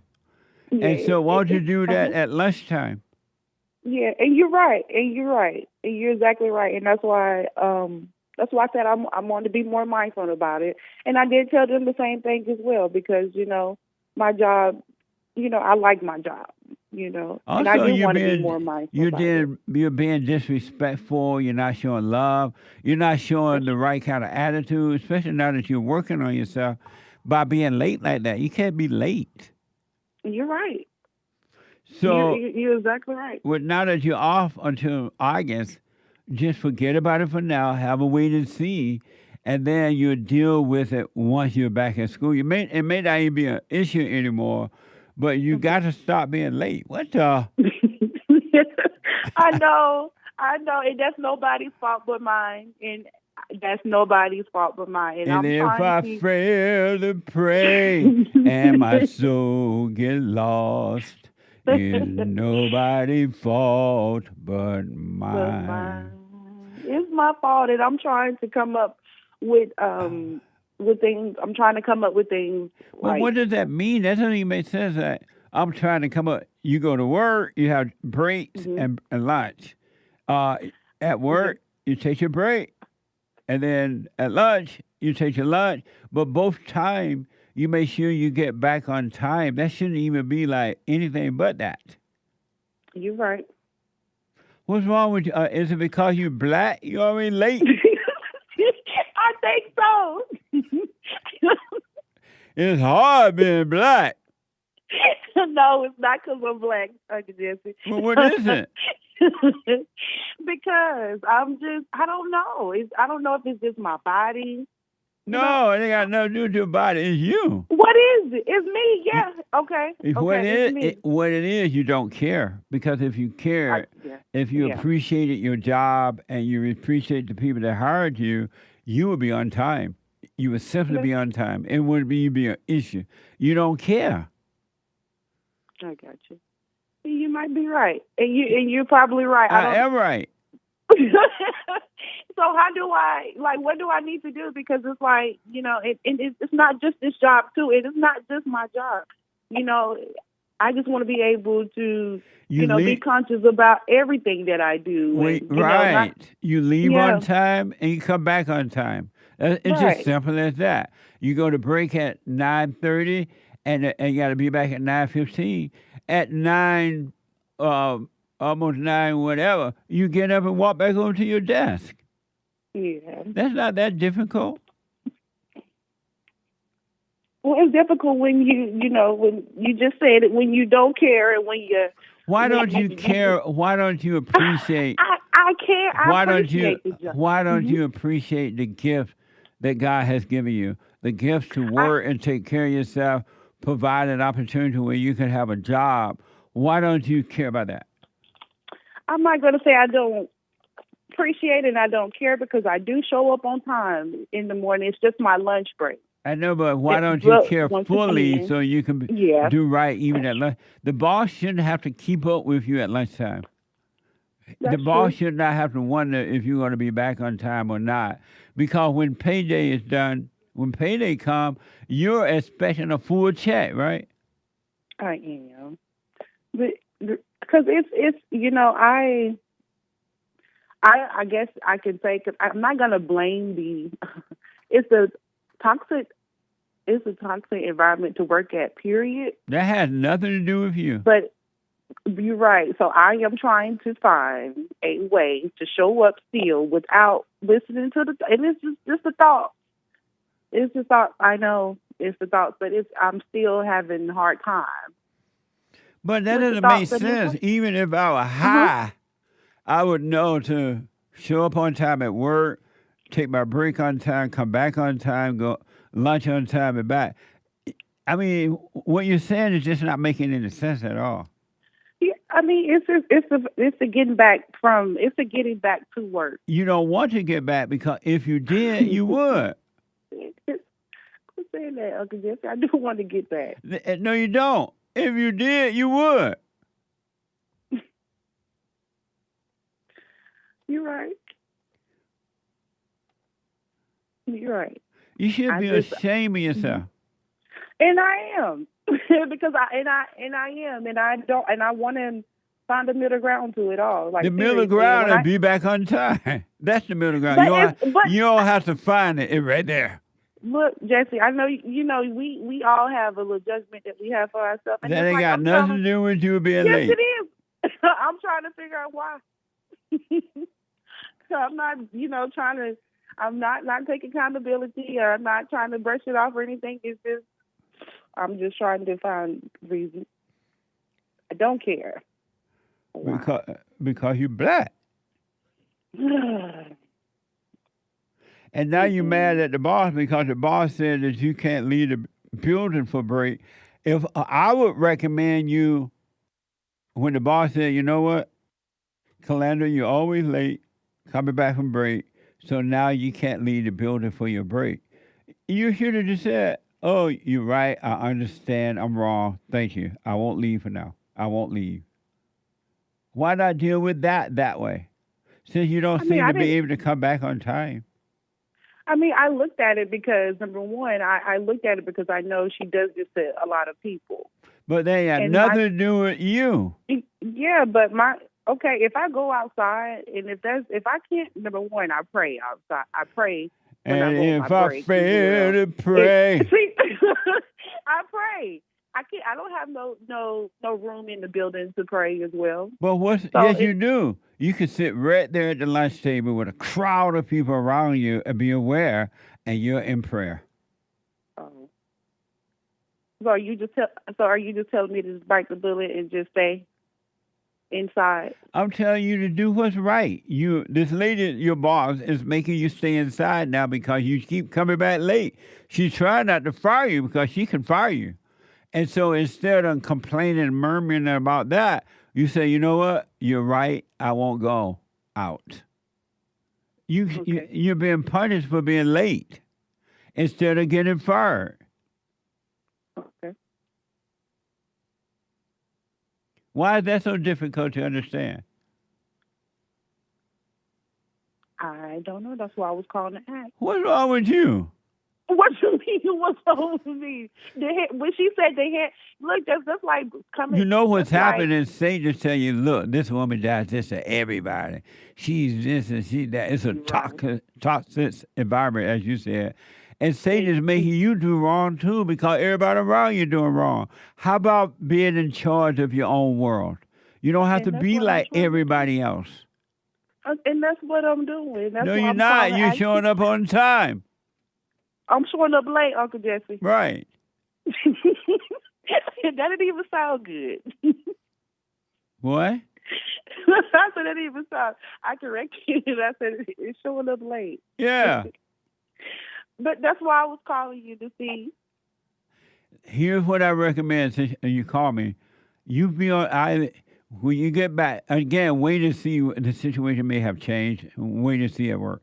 But if the situation is the same, you have the same boss, same schedule, you either apologize to this woman and let her know if I go out again, with your permission, I'll be on time if you let me go out again. Or if she says no, you like, okay, I realize you're right. I'll stay in for lunch. And there's no argument about it. That way you will start to your life would change, and you would be an example for. This is not a reason for you to change your life, but you will be an example for others who are rebelling too. Yeah. This is why I don't hire black people. Yeah. And I see it. But it's like, that's why I don't say nothing, because it's like, hey, Flanders, hey, wake up. You the same way. You be coming back from late work. You be coming back to work late. Are you literally saying to yourself, because you're black, you can't do it right? No, sir. It sounds like it. No, sir, I'm not. I don't know. I don't know. I don't know. I just, at this point. Are you still working on yourself? And that was another. I am. You're doing the silent prayer. The silent prayer. I do the silent prayer, but Uncle Jesse, you know what? Why do I feel like it's not working? Why not feel? Because you listen to the devil. That too. And I tried to go, and you know what, another thing I did, Uncle Jesse, I text my biological mom to try to have a conversation with her. And this lady, she was like, I don't feel like talking right now. And I was like, okay, I will just let me know, when you're available that we can talk. And she was like, well, why are you so adamant about seeing me on FaceTime? You know something's up. Yeah. And you know what? Tell me what this is, Uncle Jesse. I when I was reading her messages, I see that I have her attitude. Like, I have the no patience, when I want something, or, in that position, that her attitude, I could see that my attitude is similar to hers, and I could tell from that. And I didn't like that either. And so that was, even before I see that I have her attitude, and family say that we, act alike and stuff like that. And it's just like, okay, cool. Whatever. Let me say this because of time. You got to stop playing around with the devil like this. You playing a game, but you don't realize the devil is playing a game on you. You got to, if let's say your mother don't talk to you, you got to forgive her anyway, knowing that you become just like her. She cannot help herself. And then you stay with the silent prayer, moving on. And at work, you got to do right without even thinking about it. The right thing is to show up on time, do your work. When you take a break, go and come back on time. Same thing at lunch. Without anyone even watching you, you should do what's right, because you're working on yourself. You want to be in control of your life. You want a life with a perfect peace. You got to get serious about it. You don't sound serious about it. Mm-hmm. Gotcha. I think that's fair. And that's fair to say. And so that's fair. Stop listening to the devil. But it's hard. I'm just going to be honest. It's hard. What's hard about it? It's like he's in every situation. But that would change if you just be aware of that and live with it, let God take it away from you, go about your day, and just know that you've been tempted by evil. Don't call it you'll be fine. I don't know. Maybe I just need to. I know I need to slow down. You do. Maybe I'm just I'm in a rush, and just Yeah, slow down. Walk slower. Take your time. Be aware.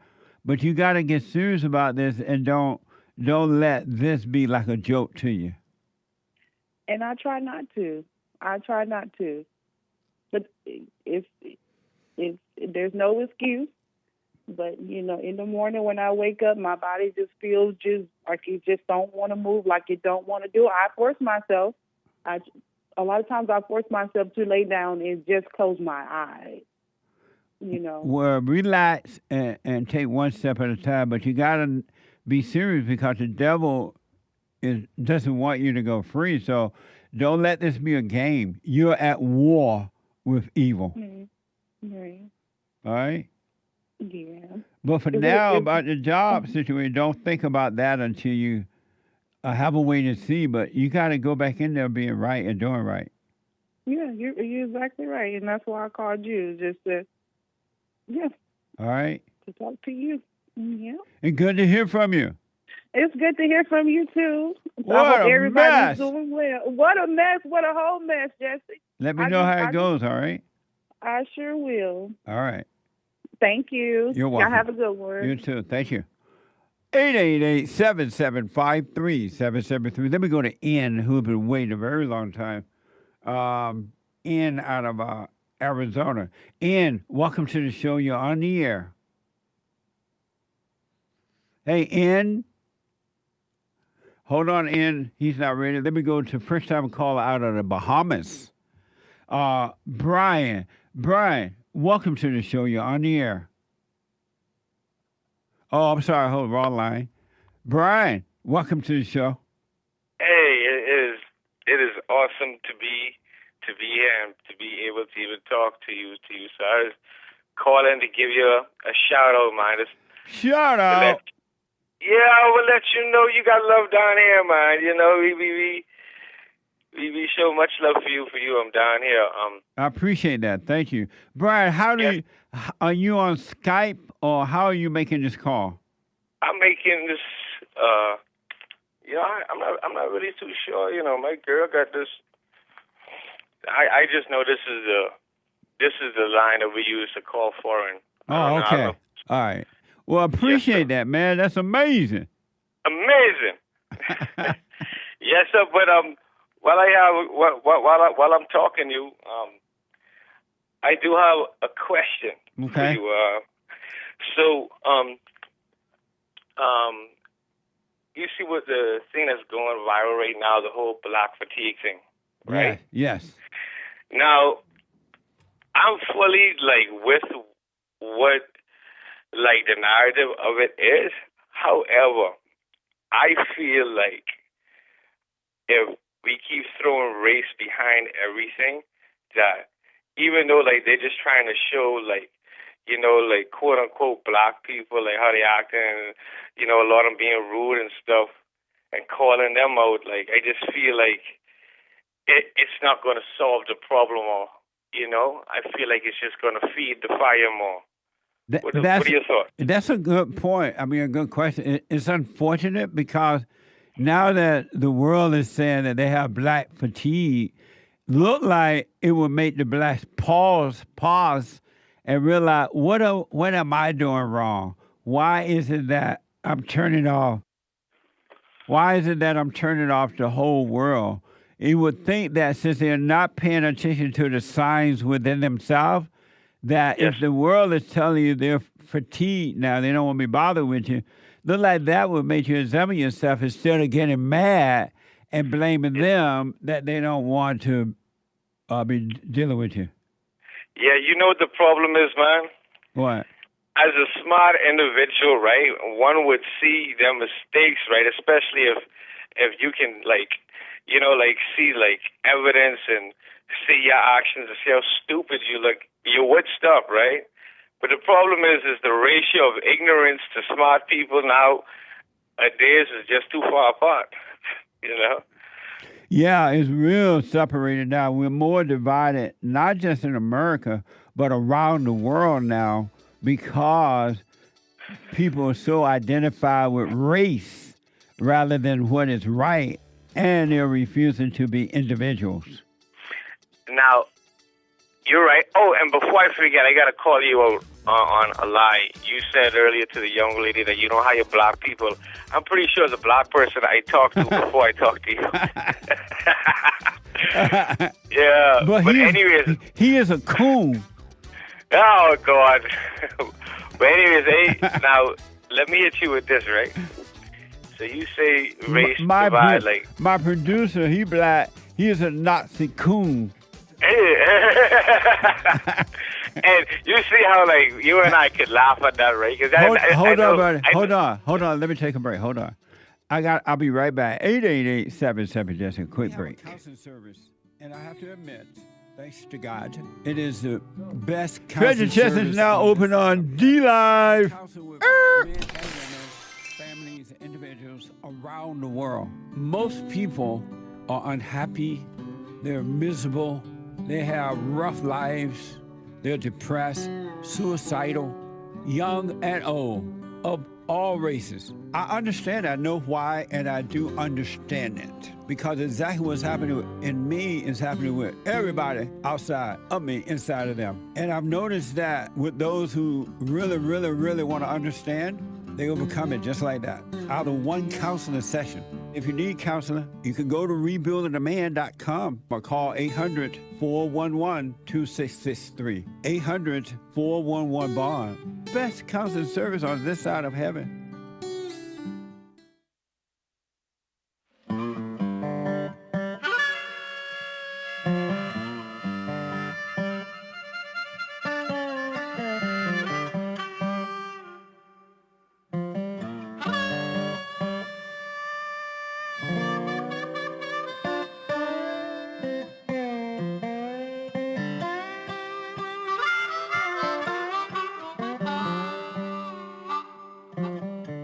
I have a bunch of amazing reports to give to you today, but I won't have time because the time is running out. I got to get to as many calls and super chats as possible. The Hake report is coming up at the top of this hour. The Hake, and James Hake is on fire. He's one white guy that is not afraid. So check him out. Amazing. He's not afraid of the blacks. And then after the Hake report, Joel Friday TV, he black. And all the mercy and grace that you will ever need. Joel Friday TV at 11 a.m. Pacific time. And then after Joel Friday, the American Anchor Baby. The American Anchor Baby. I'm hoping, and it's just me. It may not be the way he want to go, all right? I don't tell my host how to run their shows, but I'm hoping that Anchor Baby get back to that flying stuff he used to do and playing the guitar. Did you know he played the guitar and the piano? Not only can he dance and sing, he can play the piano. The American Anchor Baby at 11 a.m. All right? So I want to go back to the busy phones. Okay. I want to see JLP play. Oh, and I am going to do the play again. Somebody said I want to see JLP plays return. I've been so busy, I just haven't had time to do them. But it's a good idea. Let me go quickly back to the Bahamas and talk to Brian, a first-time caller. Hey, Brian. Hey, buddy. Welcome to the Bahamas. Hello. Thank you, man. So my producer is black. He's a Nazi coon. Yeah. and what I was saying, like, right, when you said that the first time, you see how I could laugh at that, you could laugh at that, because obviously, you know, you're joking and stuff. It's crazy how people take things so personally or so out of context. Yeah. You know, it's insane. That is amazing. You're absolutely right, man. Yeah, man. It's, you know, like, you could figure out your friends real quick. Like me, I asked them one question. I asked someone, hey, you think the earth is flat or round? And they start talking about flat earth and conspiracies. I was like, all right, me and you definitely can't be friends. Well, speaking of that, not only is my producer a Nazi coon, he's also a flat earther. Oh, Jesus, fire him.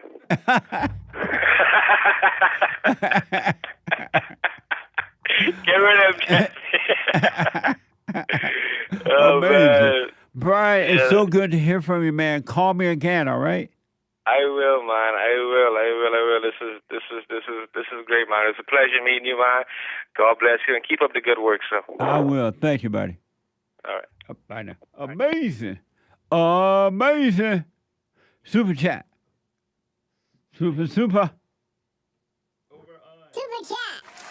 Super chats. Over on buymeacoffee.com/JLP Talk. Yesterday, we're in yesterday's Super Chats. Someone says, I need me a gas car. Vroom, vroom, vroom. That's right. Who want those little soft driving cars that don't make noise, and when you ride in them, it's like you're in a toy car. What's amazing? Thank you. Not Archangel Gabriel bought a coffee. Shout out to Big Mama Phyllis. Before I would have judged Phyllis for her angry outbursts, but thanks to Jesse, I see inner anger is no different from outer anger. One of these days I'll have to call in, still having trouble overcoming my inner anger. For white liberals, they test me most days, no thanks to social media, crazy face emoji. Lord have mercy, I need some of Jesse's coffee to take away the hurting. Punchy coffee is so good. I have my own coffee, folks. Go to JesseLeePeterson.shop. JesseLeePeterson.shop. Thank you. Hey, did you know that rage, anger is like a two-edged sword?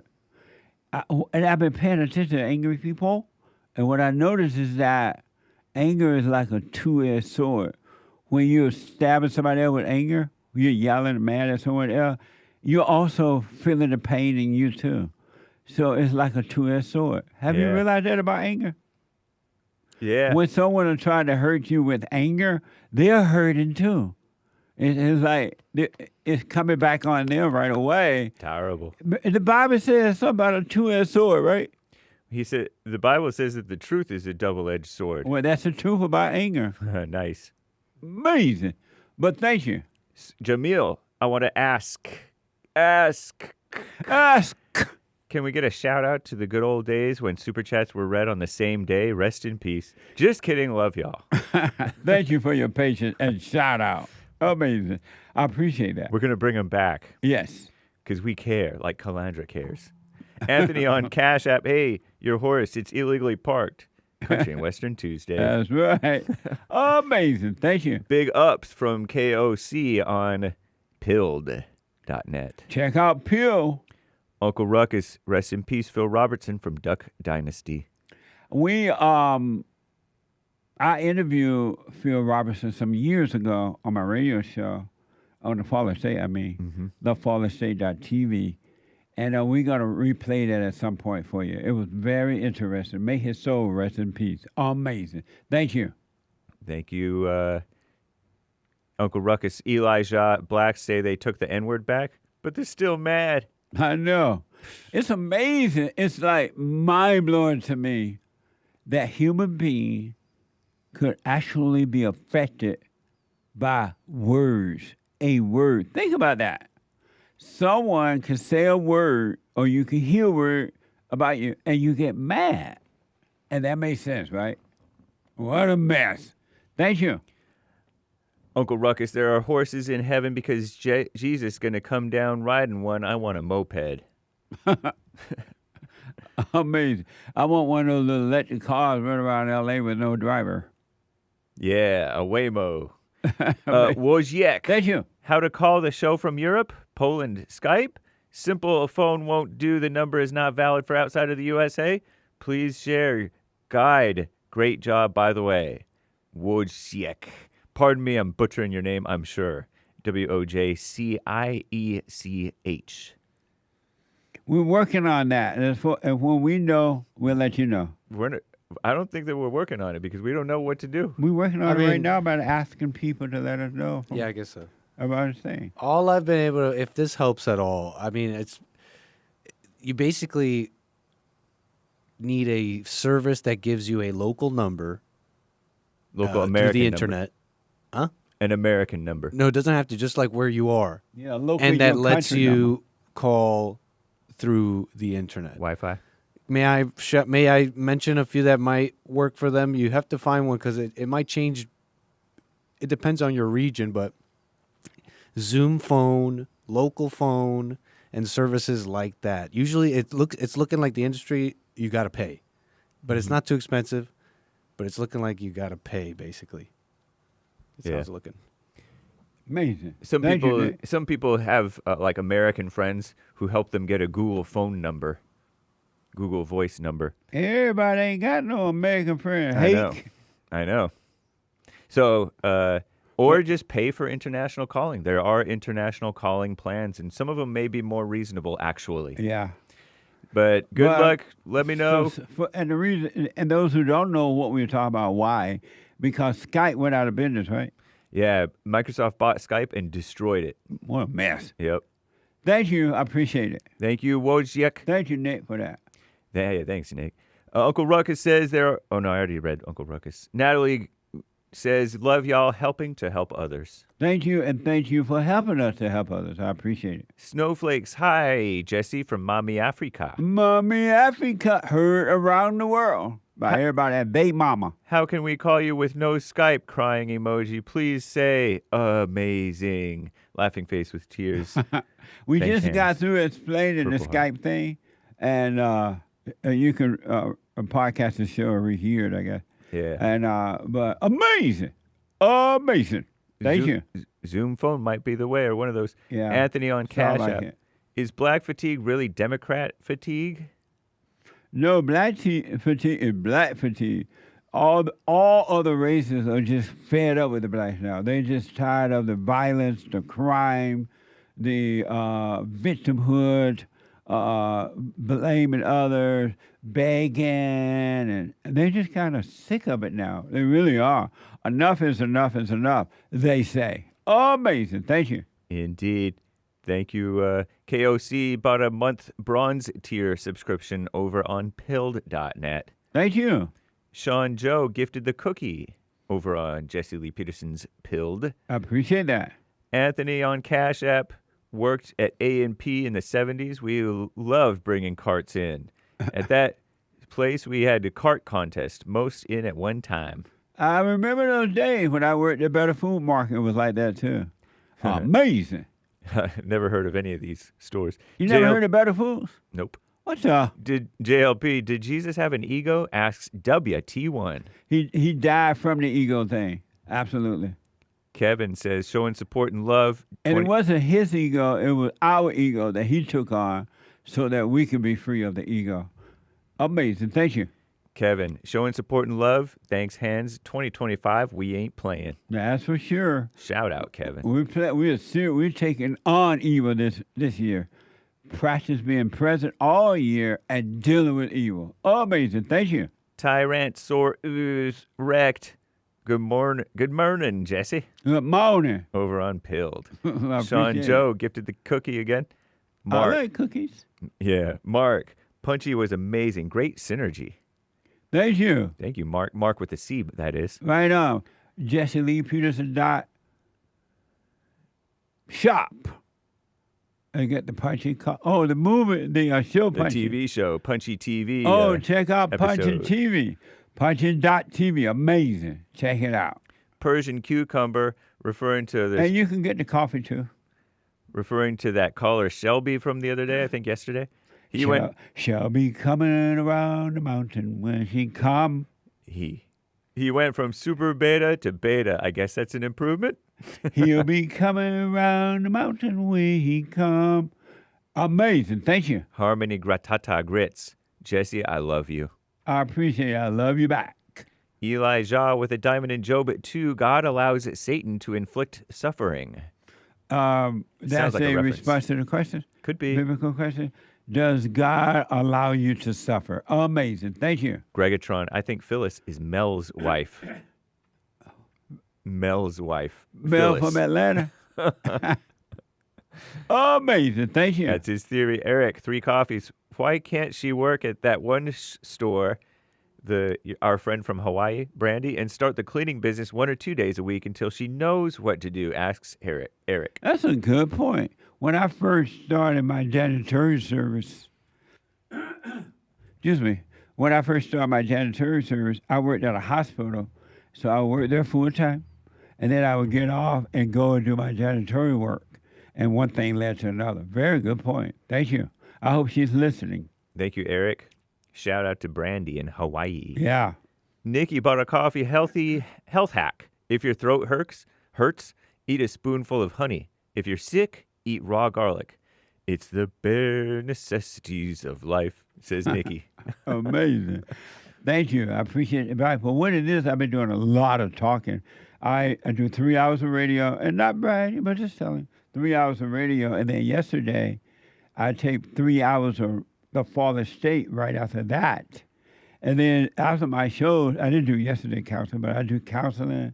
And then I'm just, my throat goes, the voices disappear after a while. Amazing. Thank you. Eric, I will try that, though. Thank you. I should have brought you water.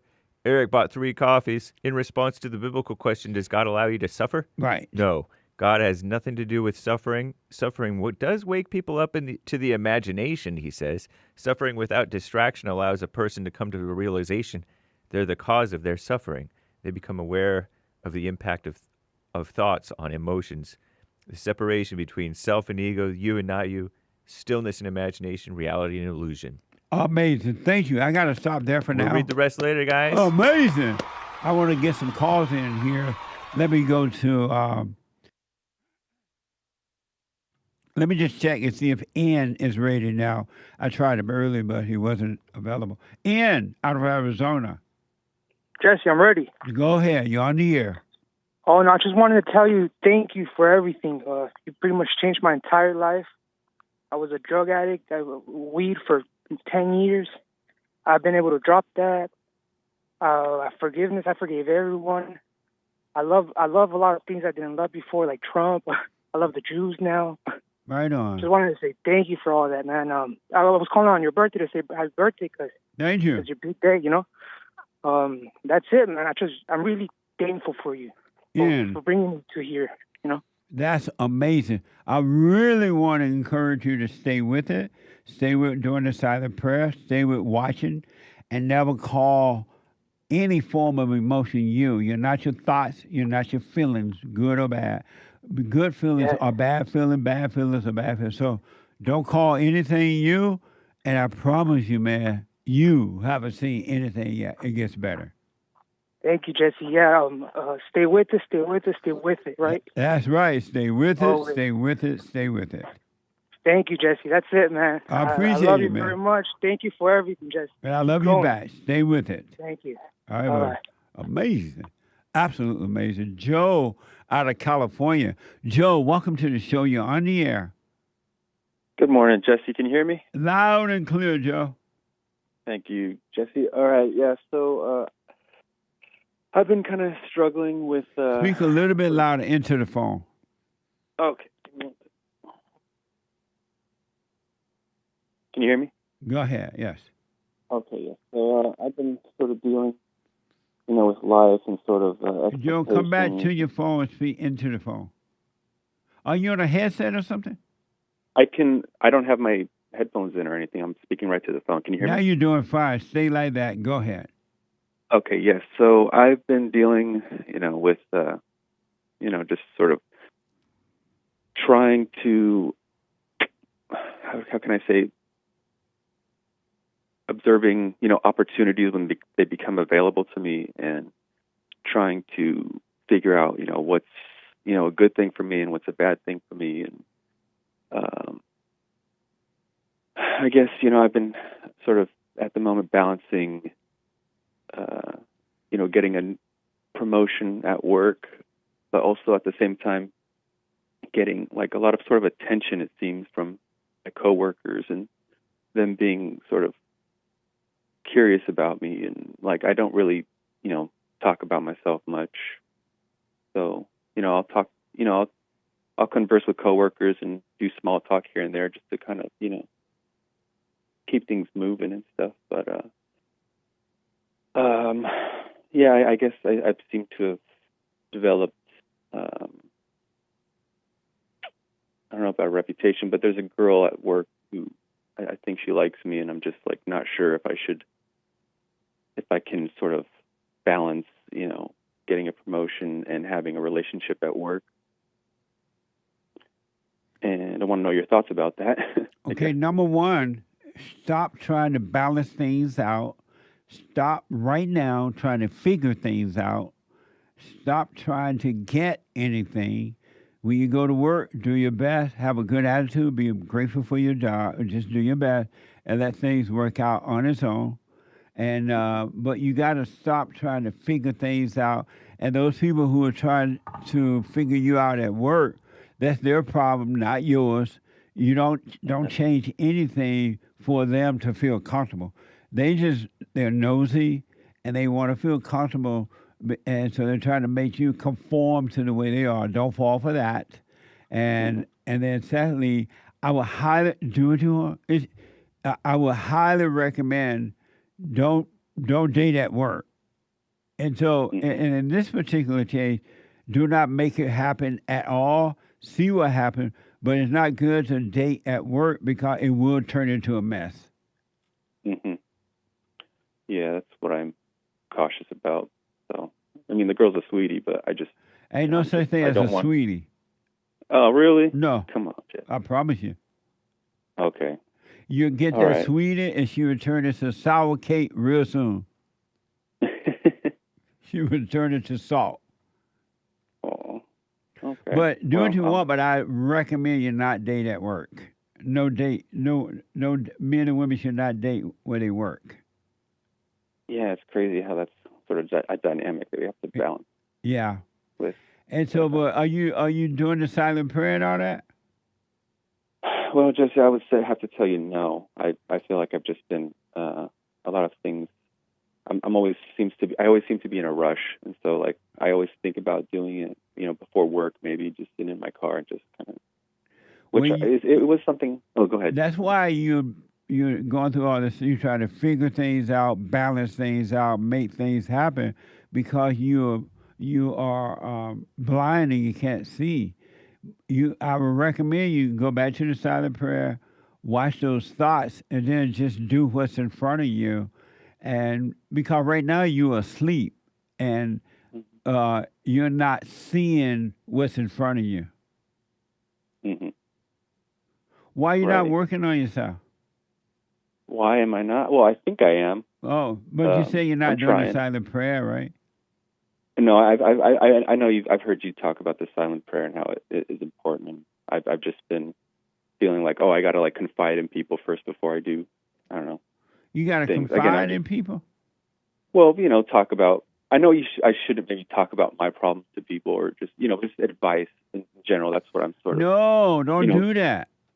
No. Well, you got to rely on you and these people that you're going to confide in for advice. You're talking one asleep person talking to another asleep person, and they're going to always give you the wrong advice. Mm-hmm. Why don't you do the silent prayer so you can see what to do without even have to ask someone? Well, I guess I'll start today. But when you prefer to live that way than living from without, it's better to live from within.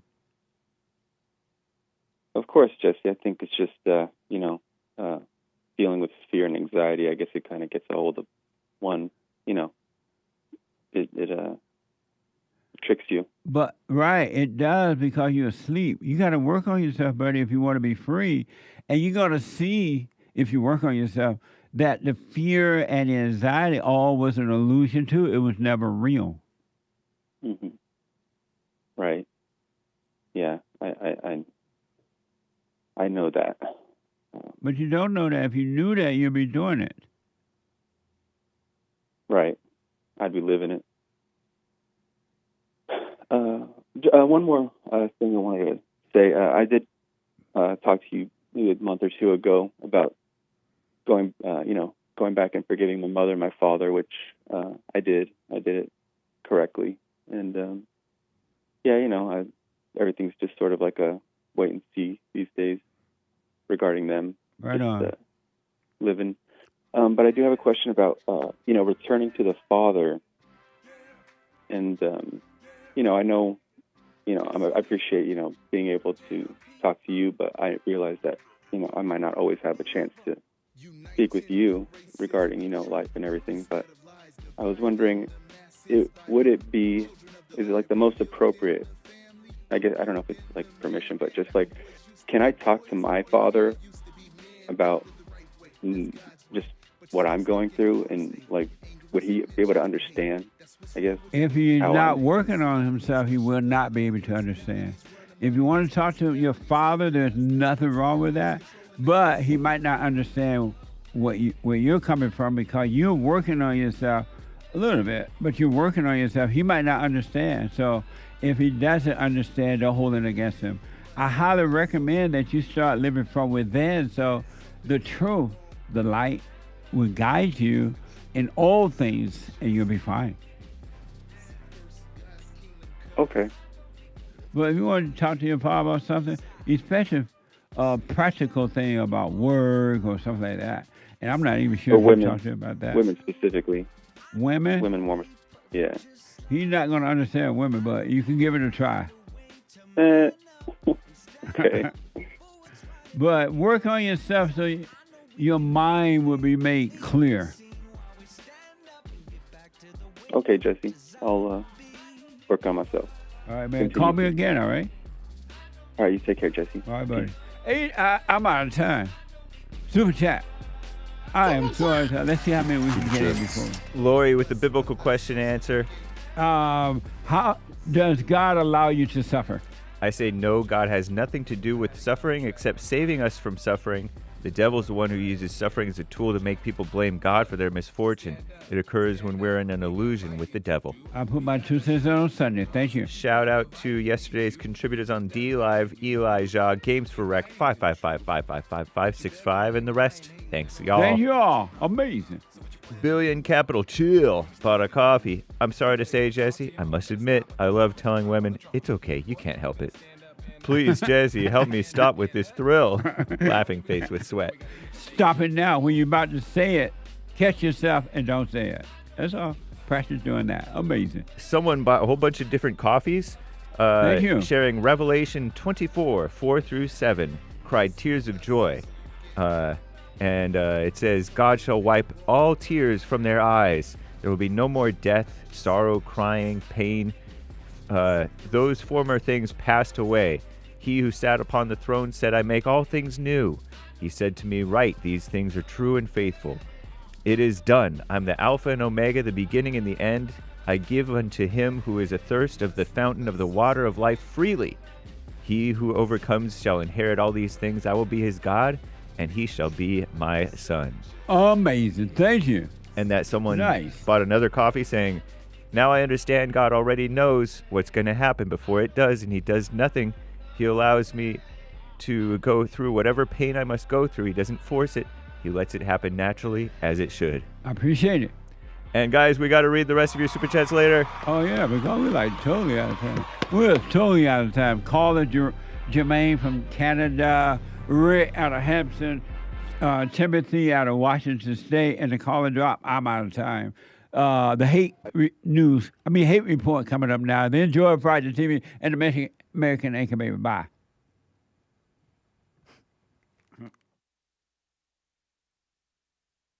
I just want to say thank you for everything that you do.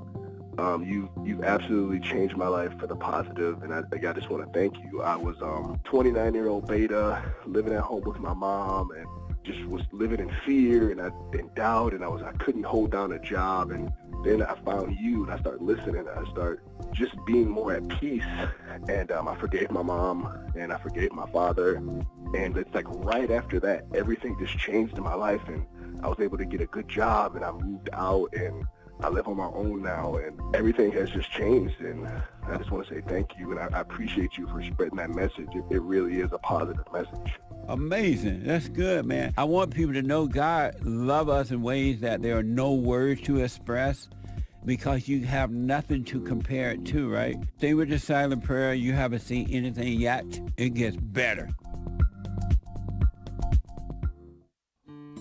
We have a counseling service, and I have to admit, thanks to God, it is the best counseling service on this side of heaven.